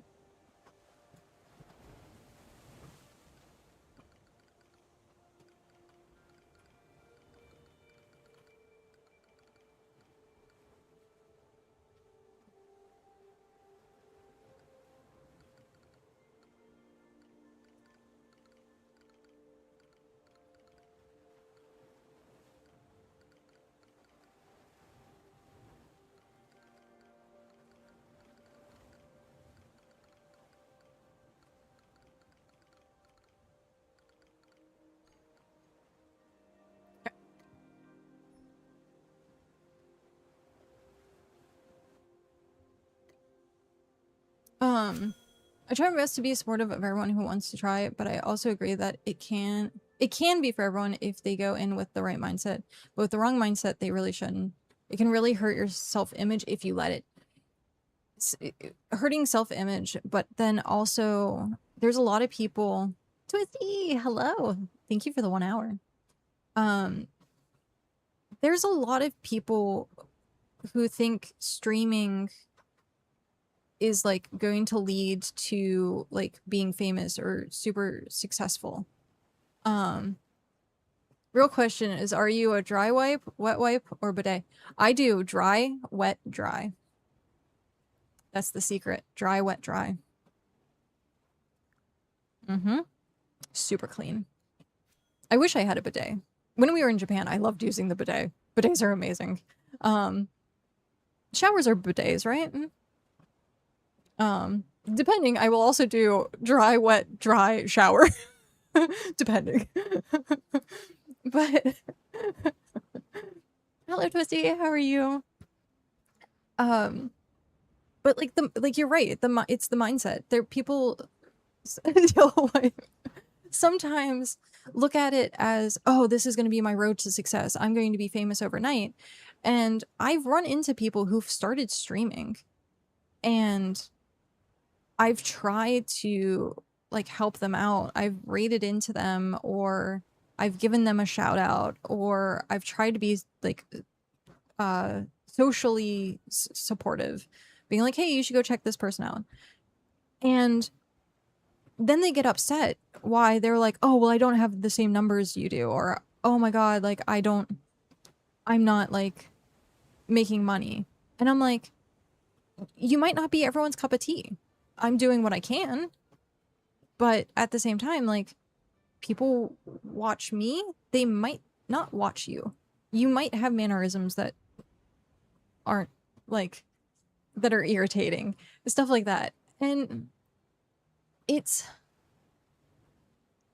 that mindset where also it's like, don't look at the numbers, look at chat, look at the engagement. Yeah, at some point you're gonna have to look at the numbers to know if you're doing well or not, if you're looking at it as a business sense. But you have your casual person who's just gonna stream, who's gonna turn on the camera and doesn't really care. You would have your enthusiast, which is the person who kind of maybe gets a good microphone, an okay camera, and maybe talks to chat when chat is there. And then you have the person who's doing it for business. Those three things, those three levels are what you look at. And so I've seen people that are like, I'm going to do it as a business. And I'm like, okay. I can give you all the steps to make it a business. I can tell you detailed information. And they're like, yeah, this works. And then at the end of that conversation, they go, okay, maybe I'll just be an enthusiast. Maybe I'll just be casual about it. Because they don't want to put in the hundreds of hours it takes to actually be a content creator, to actually put the stream and be engaging and like learn behaviors and like socialize and look at statistics and run the numbers and find games and like based on like there's so much data that you have to look at if you're running it as a business. So much data. And they just don't understand. They just think, oh, I'm just gonna get famous overnight. And it doesn't work like that. And it's disheartening to see people like that disappear, essentially, where it's like, well, if you kept with it longer, there's people like I would assume me and Rainick, who's been streaming for a decade, we don't have partner. Like, and then you have Tony, who has been streaming relatively recently or newer, who has partner. And it just depends. Like, it's such an hodgepodge. Like, I don't want to even say it's like luck based anymore. It used to be like who you knew, you could get partnership easily and all that kind of drama. But like, it is a grind, and you have to be engaging, and you have to know. And so people think, oh, I'm gonna get partner, I'm gonna push for partner, and like, that's a great goal, but it's gonna take you an unknown amount of time to get there. It could happen overnight. It could happen in years. And people look at streaming as like an impatience, as it's gonna happen to me now. Why is it not happening to me now? And yeah, like, what are you doing? Those people, I always ask, what are you doing to help yourself? Are you putting out shorts regularly, like every day? Are you posting on social media? Are you talking to people in Discord? Like, are you in game advertising, hey, this is what's going on? Sinbag, thank you very much for that 1 hour. Like, you now have become a walking business. And are you doing those things? No? Oh, well, you are where you are for that reason. Plus 1 hour. Thank you, Sinbad. Thank you so much. And so it's all about the effort you put into it as well, is what the effort you get out. If you put very little effort into your streaming, well, why are people gonna wanna put effort into you if you're not willing to put effort into them? Long story short, and that's a life lesson. That is 100% a life lesson. That's not just streaming. That is 100% a life lesson. I'm gonna catch up on chat now. I mean, again, I really hope that it works out. I wish success for everyone, but sometimes it's just another form of lotto ticket. Just another pull of the arm on the slot machine. Yep. And if it's real bad, just throw the whole butt away and get a new one. That's funny. And the more viewers I had, the more streaming became I gotta keep streaming or I lose momentum. Got really stressful. Yeah. I never want to be a streamer for success. It's a grind. Correct. I'm one of those that turns the camera on and shares what I'd probably be doing anyway. I don't do social media. I don't do multiple platform. I don't network. That purple check mark ain't coming my way, but I have a lot of wonderful experience from the years. Yeah. Streaming is a core of mine. Like that, it is part of who I am. And that's never going to go away. Do I get disheartened every once in a while where I'm like, man, I wish I could be doing better? Yeah. Do I do anything about it? No. And at that point, I look at myself and I say, you are where you are because you are doing what you are doing. And so if I want to if I want to not be disheartened, then I need to do more. And people also want to blame other people a lot. They want to blame viewers. They want to blame algorithms. They don't want to blame themselves. They don't want to do the work. And so streaming is 100% about work. 100%. Again, if you're doing it as business, if you're doing it as an enthusiast or casually, that's a different story. But can you take over my small business class? You're much better. I learning more from you than it. It's just years and years and years and years of being in the industry, and yeah. So I don't normally talk about like certain things.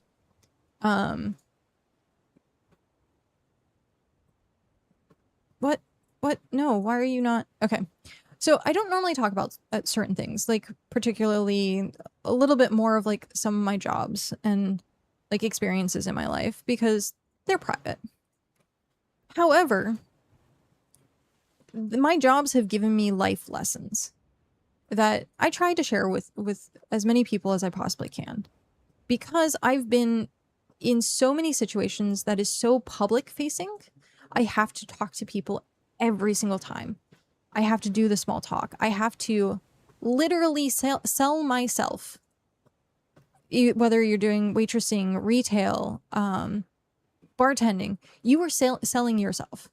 And so I have gotten to that point where I did a job that was in a bar atmosphere, and the whole point is to sell yourself. You have to talk to people. You have to try and upsell things. You have to like make sure that everyone's happy at your own expense, essentially. And so it gave me not only the streaming aspect of looking at people in that atmosphere as like chat, but it gave me that real world lesson of, hey, you're either gonna make it or you're not gonna have money for bills. And so it's kind of like sink or swim. You have to like learn the skill. And a lot of people also, unfortunately, I don't want to say I don't have enough respect for themselves. I would say don't have enough like boundary. What's the word I'm looking for? I almost want to say like it is part respect, it's part boundary, but like people that sell themselves short. Redacted. Thank you very much for the gifted. And it went to Malachi the Old. Oh, that's a name that I haven't seen in a bit. Also, hello, hi Lutra. Part charisma, but like people that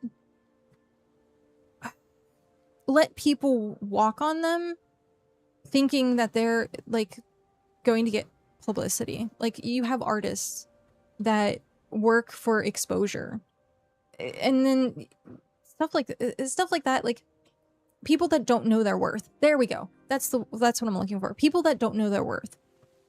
And so streaming is in the same realm. It's in the exact same realm. Content creation is in the exact same realm. Know your worth.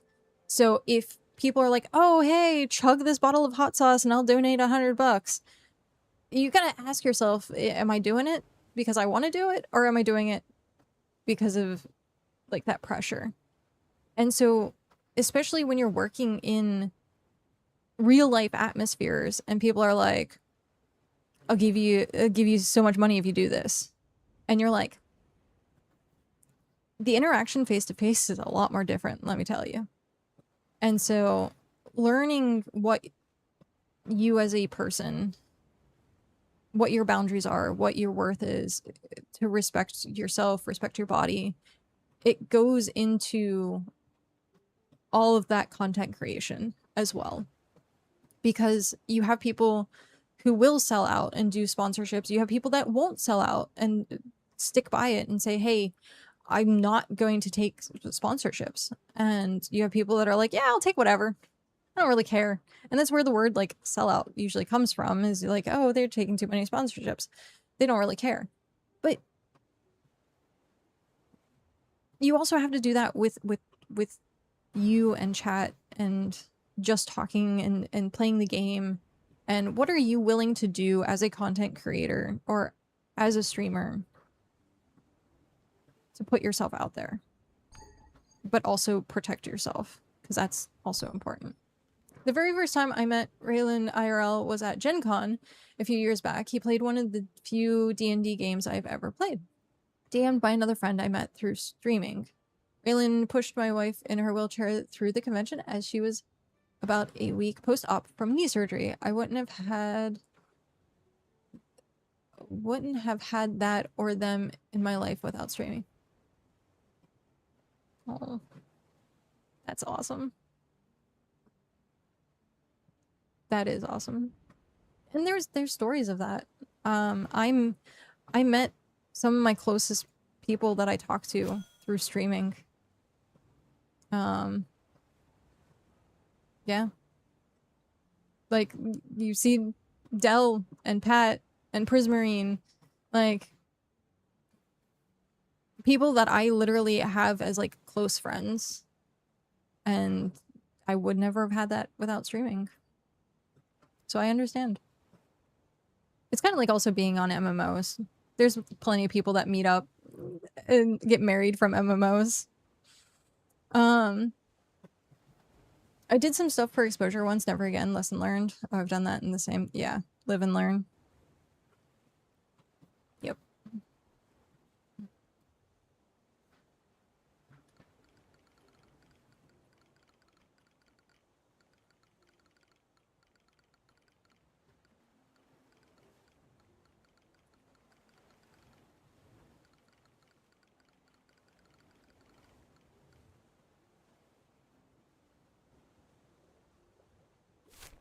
Alright.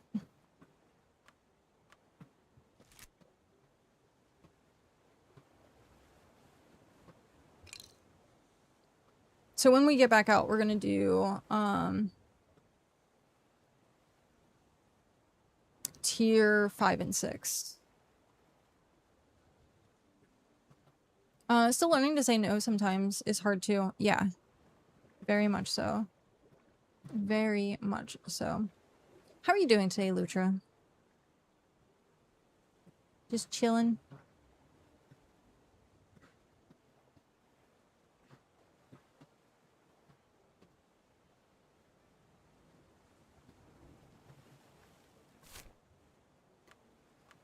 Ah!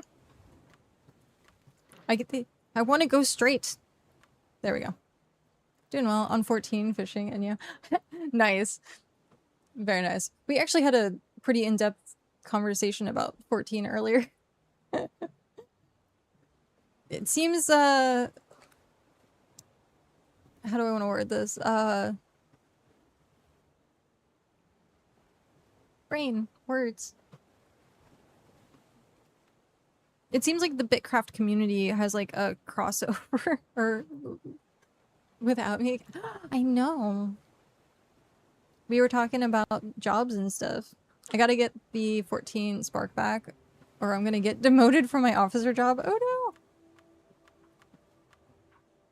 Yeah, one of my mods was trying to get me to play 14 again. And be like, come do story with me. And I'm like, I can't. I'm sorry. We had that conversation yesterday too of if we would have gotten a large house and rating would have been different, we would have stuck with it. Because it's a really good game and Cow enjoyed it a lot, but once we got to endgame there really wasn't much to do.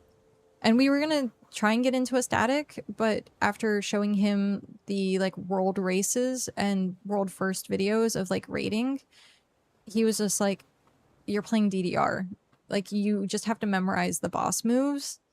There's no actual, like, thought process behind it. You just move to the spot. Everyone's, like, dancing. And I'm like, yeah, no, that's true. And he was like, yeah, the whole thing is based on just be in this position at this time. He's like, it's boring. Because he's a like a hardcore raider. And so he would want to optimize it. Well, that's if you follow guides that, yeah, exactly. He would optimize it. And then he was like, no.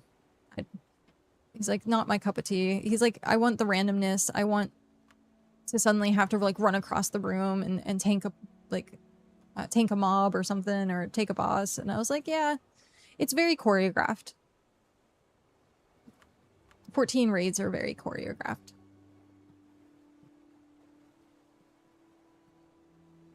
I'm someone that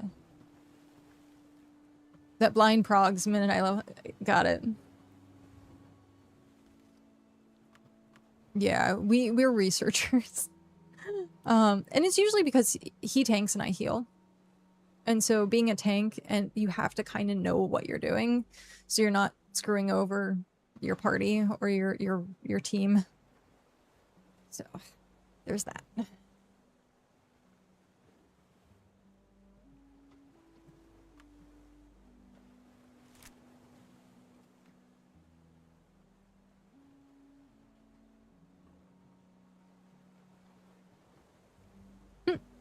People are at Arachnus. Boogie. Trying to think of an MMO where raids aren't no and respond to mechanics that may not specifically be a 14 issue. That's kind of the genre. So what specifically he's looking for is kind of like WoW, where the boss has a set amount of moves, but it's random. And so you might have from like 100% health to 75% health. Like 4 different moves that the boss can do, but you might only see like one of them. And so you have that like, oh, okay, it's not, you know what's coming next. And then at 50% you might have like an enrage phase, or 25% you might have an enrage phase. And then he has like beefier mechanics. And it's a little bit more random. Like you don't know where they're gonna drop an AoE. And so like if you look at what I'm thinking of next, Ramus, and some of those fights where you're like, random people in the raid get hit with like a freeze, stuff like that. Like the element of stuff is a little bit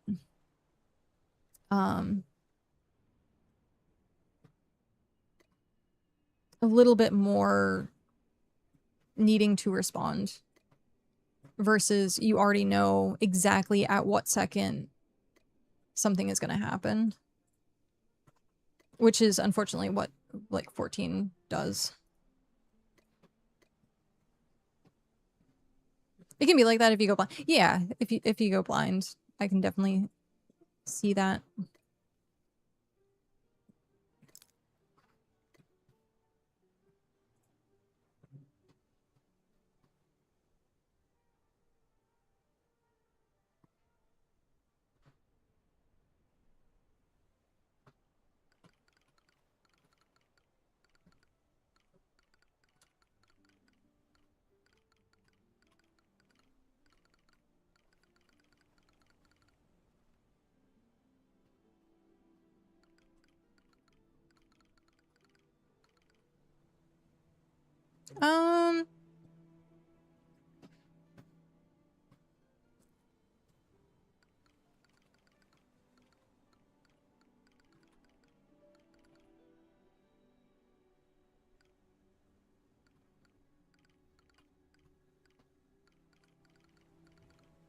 Okay.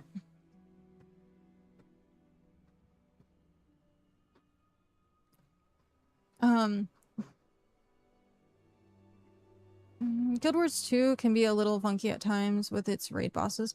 We didn't actually get into raiding on Guild Wars 2, I don't think. No, we didn't touch it. We played Guild Wars 2 for a little bit. We did a lot of the content. I think we were trying to get our Sky Drakes, the flying mounts. And that got very tedious. And once that got tedious, we were like, maybe we don't want to play anymore. But we did also enjoy Guild Wars 2. The thing with Guild Wars 2, though, I think the main content as the end game is the world v world v world. And so once we kind of figured that out, it's more PvP is more the end game, and raiding is somewhat still there, but it's not like a focus. Then we were like, maybe we'll skip. Maybe we'll skip it. It takes a lot to get it. Oh yes, it takes so much.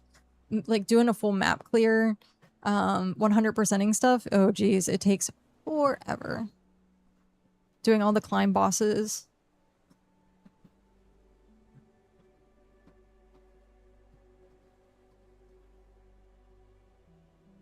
Endgame in Guild Wars 2 is open world, not PvP. Oh, it's the commander trials, right? Where you have someone who... Oh, shoot. I watched Shockter do this.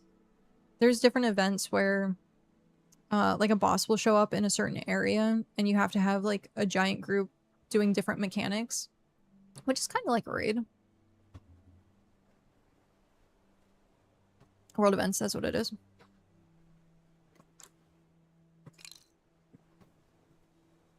Achievement hunting. Yeah. I think it was literally just the fact that getting this Sky Drake, I think is what it was called, was just tedious. I think that was what stopped us. But we're looking forward to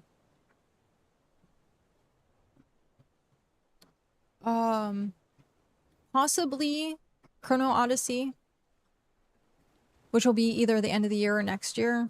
Because we played the weekend for that, and it was okay. It felt like New World to a degree. But we played for like 2 or 3 days. And then I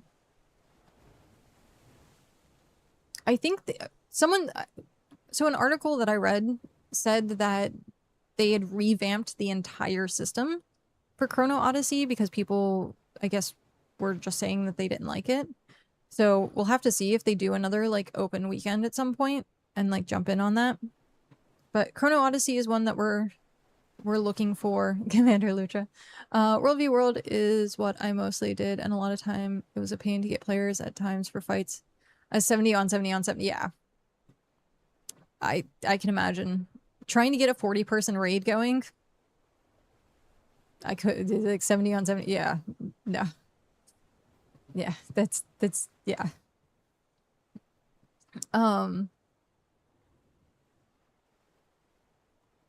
But, oh shoot, what was I saying?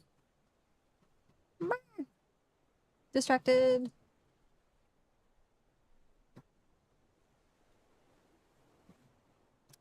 Gone. Oh, Chrono Odyssey. So we're looking at Chrono Odyssey. There's now Scars of Honor. That looks kind of good. And then Epitome is another MMO. So like there's a few MMOs that are coming out like end of the year, beginning of next year. So we usually try every new MMO, or at least try to try every new MMO. If it looks like in our wheelhouse, because like I couldn't do Lost Ark. I didn't do Albion Online because I heard it was all PvP. I'm not a huge PvPer. I will do opt-in PvP. Like I did Battlegrounds in WoW a lot. I leveled a hunter to max level only using Battlegrounds, which was fun. And so like I like PvP every once in a while, but if I get like ganked in the world and I just spent all this time doing something and then I'm like, no, it's just a waste of time at that point. Used to run with Nosferatu because if you were on EU, pretty well-known guild. That's cool. I had a few friends that did. My dad did World. My dad was huge into Guild Wars too. Oh, yeah. Stretchy. I haven't stretched in a while. Hmm.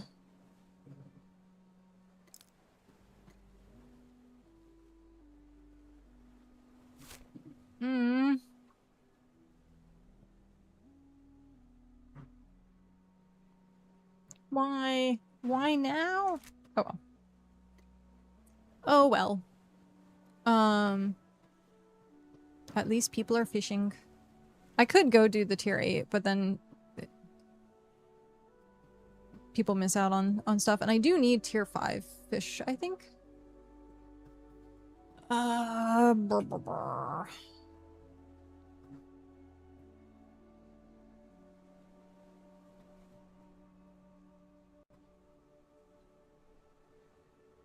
Where is it? Where did it go?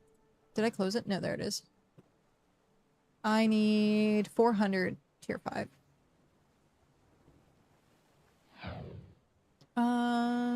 Sin's Omen, thank you very much for that follow and welcome in. Okay, we are...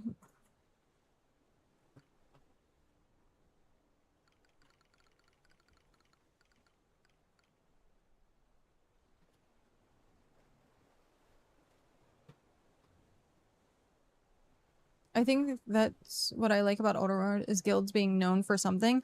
Yeah. When I first played World of Warcraft,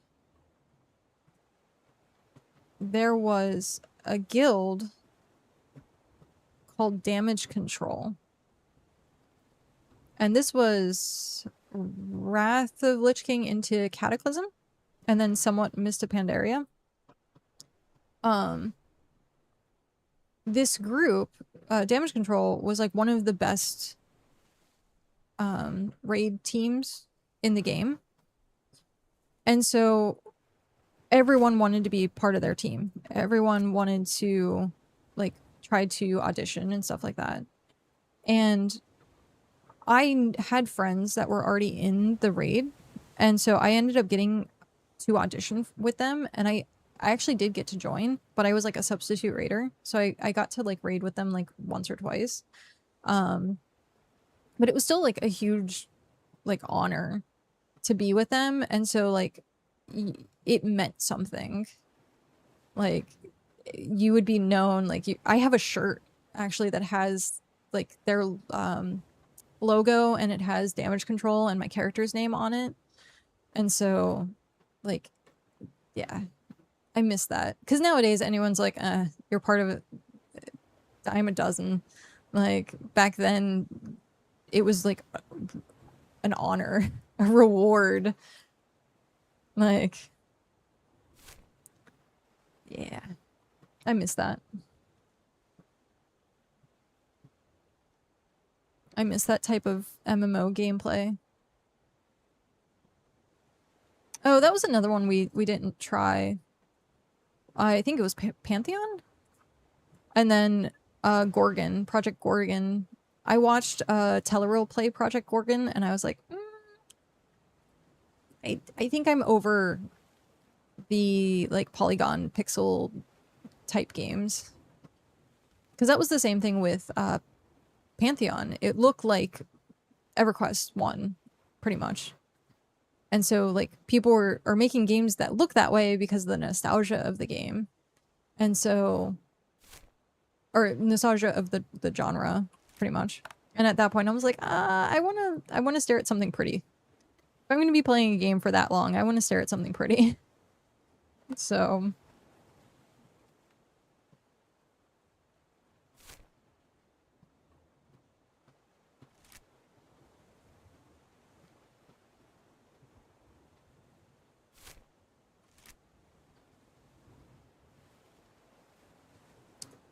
ways out, jeez. So far away. But yeah, I think honestly, as a whole, the MMO genre is just sick, I guess. I don't want to say it's dying. It has an illness. It has to recover. It's not doing so great. It needs to like be hospitalized for a little bit. So maybe it got diagnosed with something. But yeah, I think the industry as a whole for MMOs is definitely slowing down. I struggle playing games as a whole now. Got 2 MMOs. Well, MMORPGs was about social and Discord killed that. Yeah. People would just talk on Discord instead of like talking in game. Because like there was another Josh Strafe Haynes video about how MMOs are literally just chat rooms. It's the only thing with MMOs is about community. And so I think that's fairly interesting is how do you want your chat room to look? Like how do you want to interact with your chat room? So yeah. BitCraft is really good for that because it's sandbox and it's just community focused.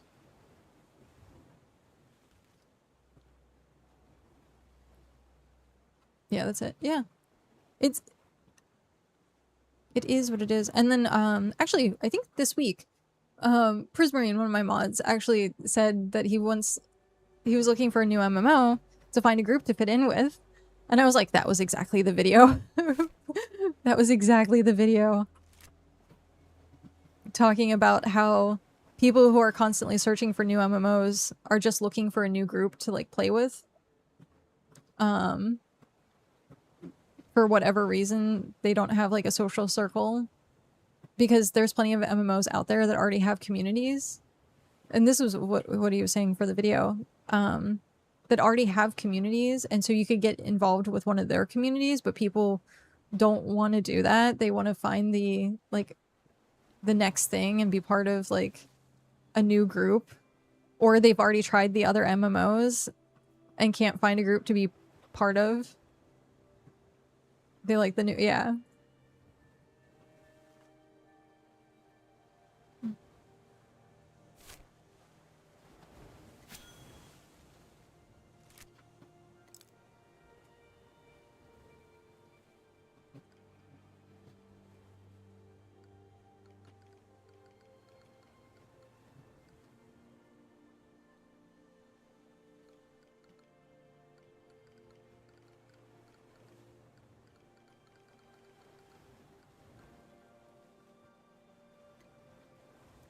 How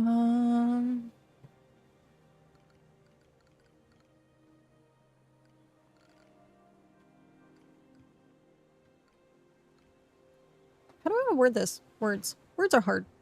All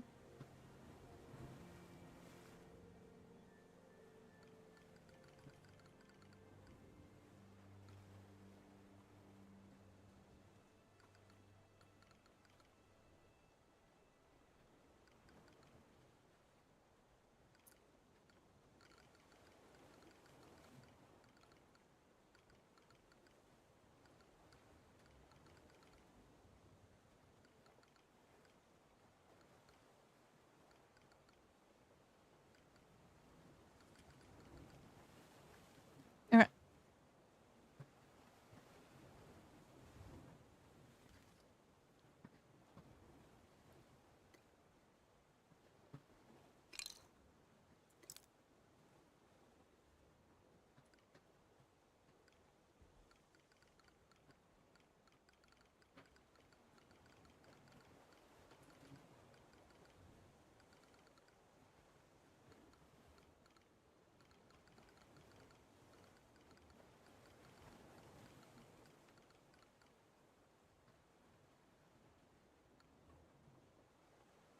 Someone... There was a plant that someone liked. Shoot, what was it called? I don't remember what it was called.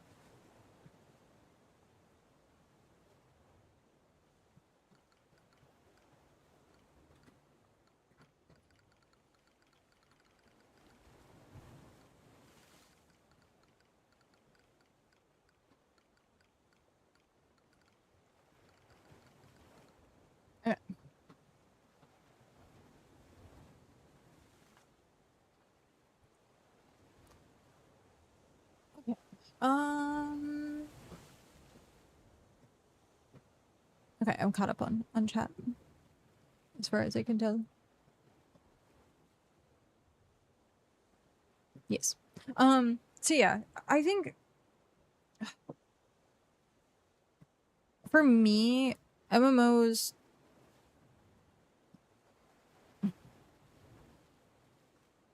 I feel like I'm very picky with my MMOs. But at the same time, like maybe not, because I've played so many of them. But like in rankings, I would do like Final Fantasy 14, World of Warcraft, Guild Wars 2 as like my top 3. But I think that's for everyone. They're the big ones. They're the heavy hitters.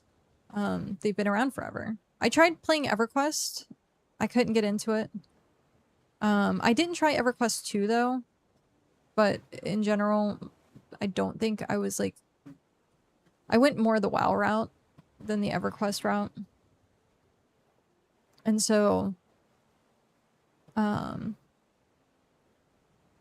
yeah, I can't do sci-fi. Might be getting Guild Wars 3 soon. Ooh. Is this Scream stream scheduled? So we do have one that I need to make up for because it was supposed to be last week, but I was unable to stream because of the computer setup. And so I have to schedule for the next one. I still have to schedule it. Because the day I was going to schedule it for,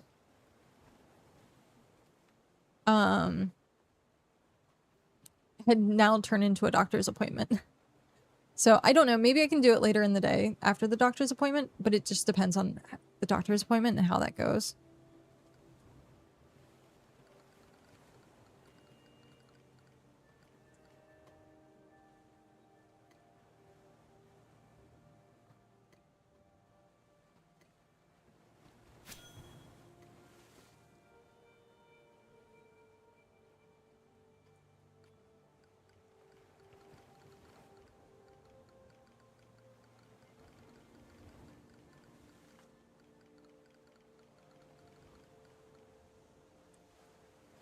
Or something big, don't know what. Yeah. Oh no! I've been inactive for 30 minutes. No! I was watching my timers so I could catch it. So I could get my cloth done. There we go.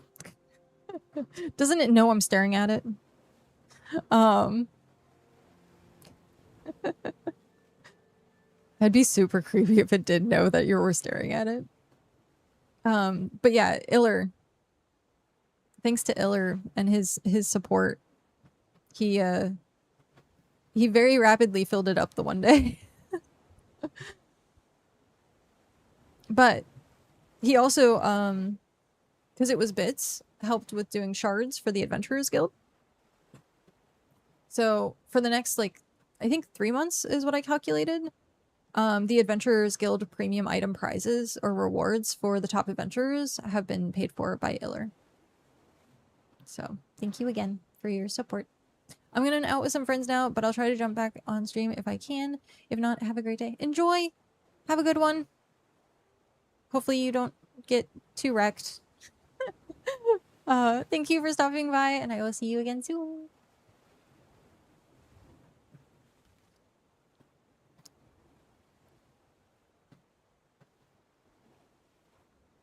There it is.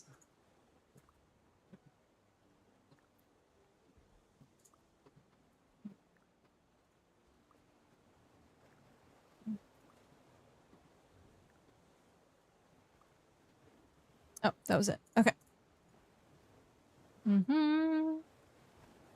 Oh no, I should have started food. Oh well. It's okay. I like to try and keep the food on my like alt and or my characters the same, so I can just like boom boom. But yeah, I'm thinking about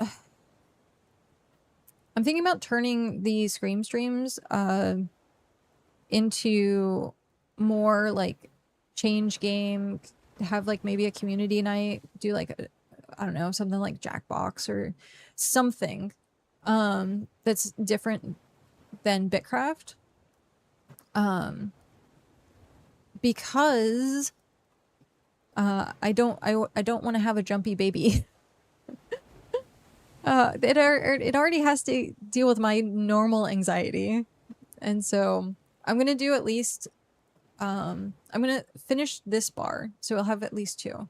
That should be fine. Depending on when it does get filled up.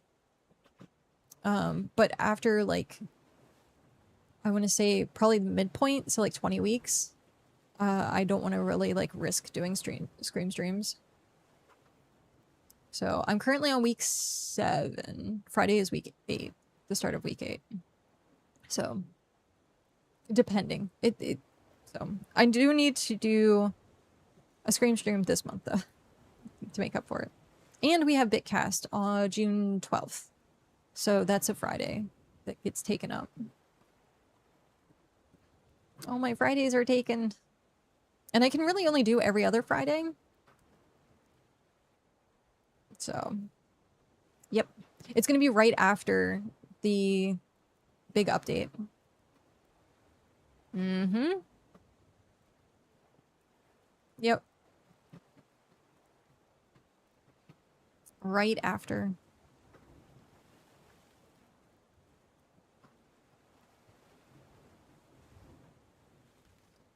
So we'll have like Thursday to do like patch stuff. And then that Friday will be time to make patch notes. Fancy looking. Well, they're always really well done. And we show off all of them. Speaking of, I wonder how many we have. BitCraft online.com news. How many do we have to roll through? One.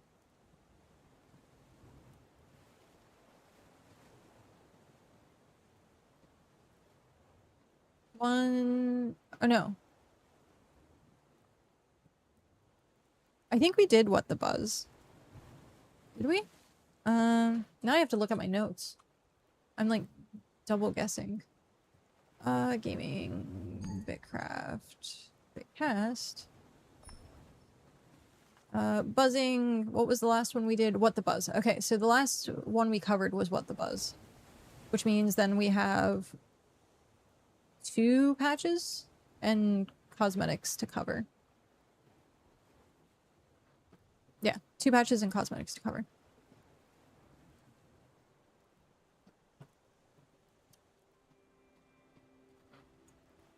Three out of 4. You did. Nice. That works.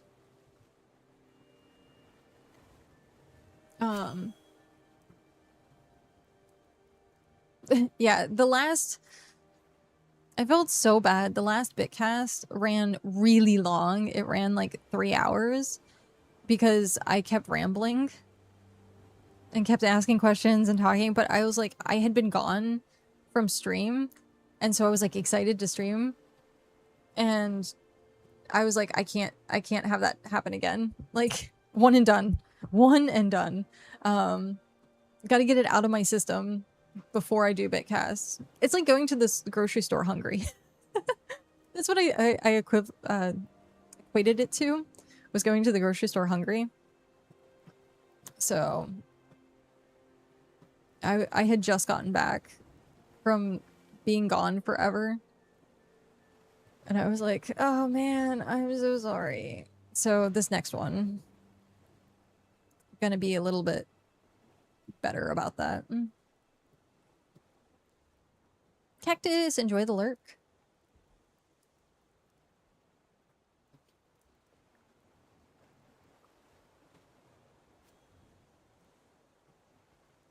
I'm so used to it as I watch State of the Realm for 14. Oh, wow. Yeah.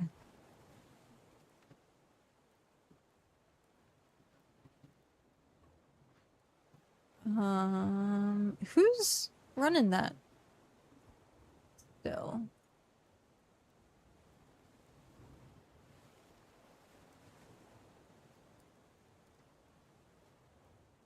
Because I know it's Mr. Happy, but... And Sly. Okay. I remember when Mr. Happy was talking about possibly quitting content creation. I'm glad he didn't. I'm glad he didn't.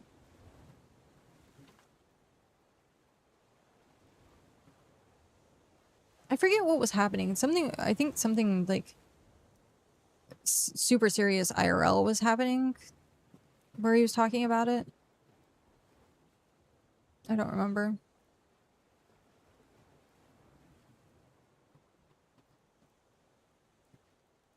I remember watching the video and being like, oh man. You could tell it was like, whatever it was. I just remember, like, I picture his face, like, so just, like, bags under his eyes. Like, you could tell it, like, had, like, that sickly, like, worry, anxious. Yeah. Oh.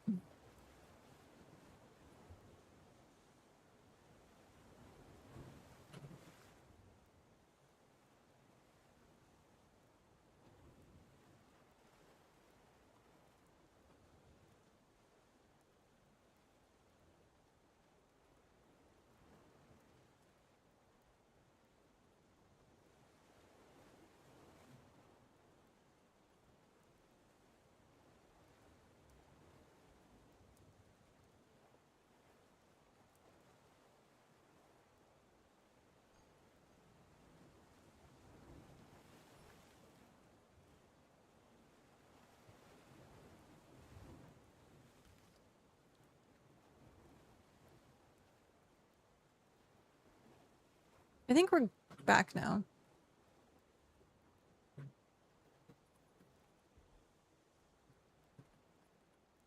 Small hiccup.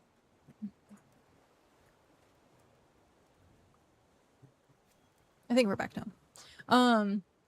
I do have to, like, possibly talk to Comcast, though, and be like, hey, you told me if I upgraded my internet to a newer plan, I wouldn't have these problems anymore, and I'm still having these problems. So, what are you gonna do about it? Lost his mom, if I recall, or something going on with his mom and cats and stuff. Can't remember. Yeah. There was something that I remember he was like, I'm thinking about stepping away. But yeah, I'm glad he didn't. I haven't watched a lot. I used to watch, like, a lot of the Final Fantasy XIV streamers. I used to watch them, like, all the time. Even if I wasn't playing, I would still watch them. I remember, what was it, Spoonie? Avalon Star, Spoonie, Dancing Fighter, Mr. Happy. Oh, I can't think of her name. I can see her face. She wears the ears, the bunny ears. She got really big with the 14 scene.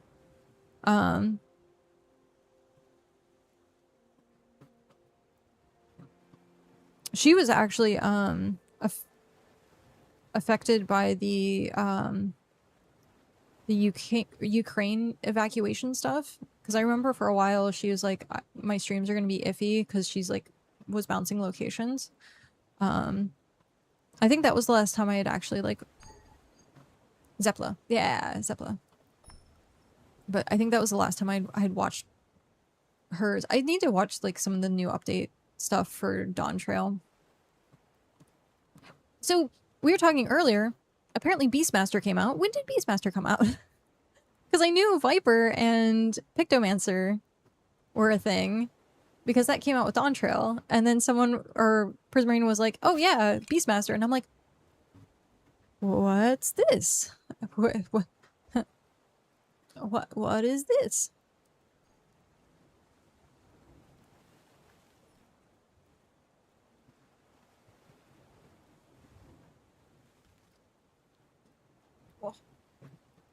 She stopped streaming 14 for about 2 years. She burned herself out. Oh. Got it. That makes sense.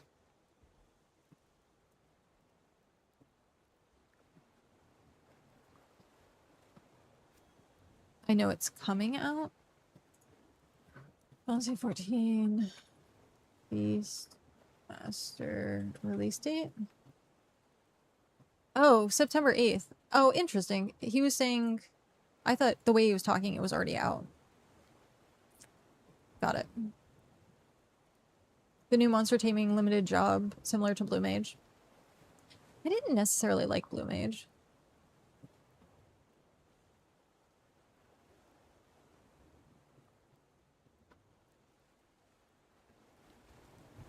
Ah, one sec. I need to blow my nose. Oh.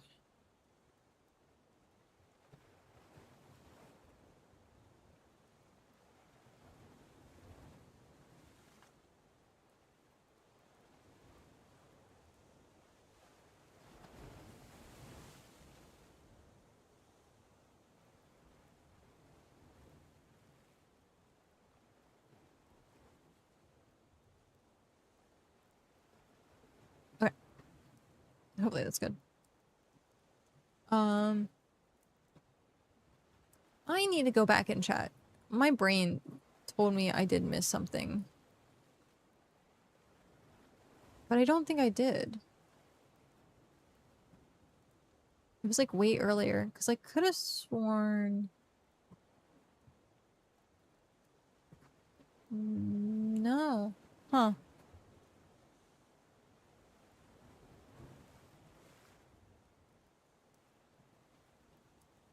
I thought I had like a YouTube comment that I didn't get to respond to, because I have two different chats now, and so it's hard to like keep track of like both of them.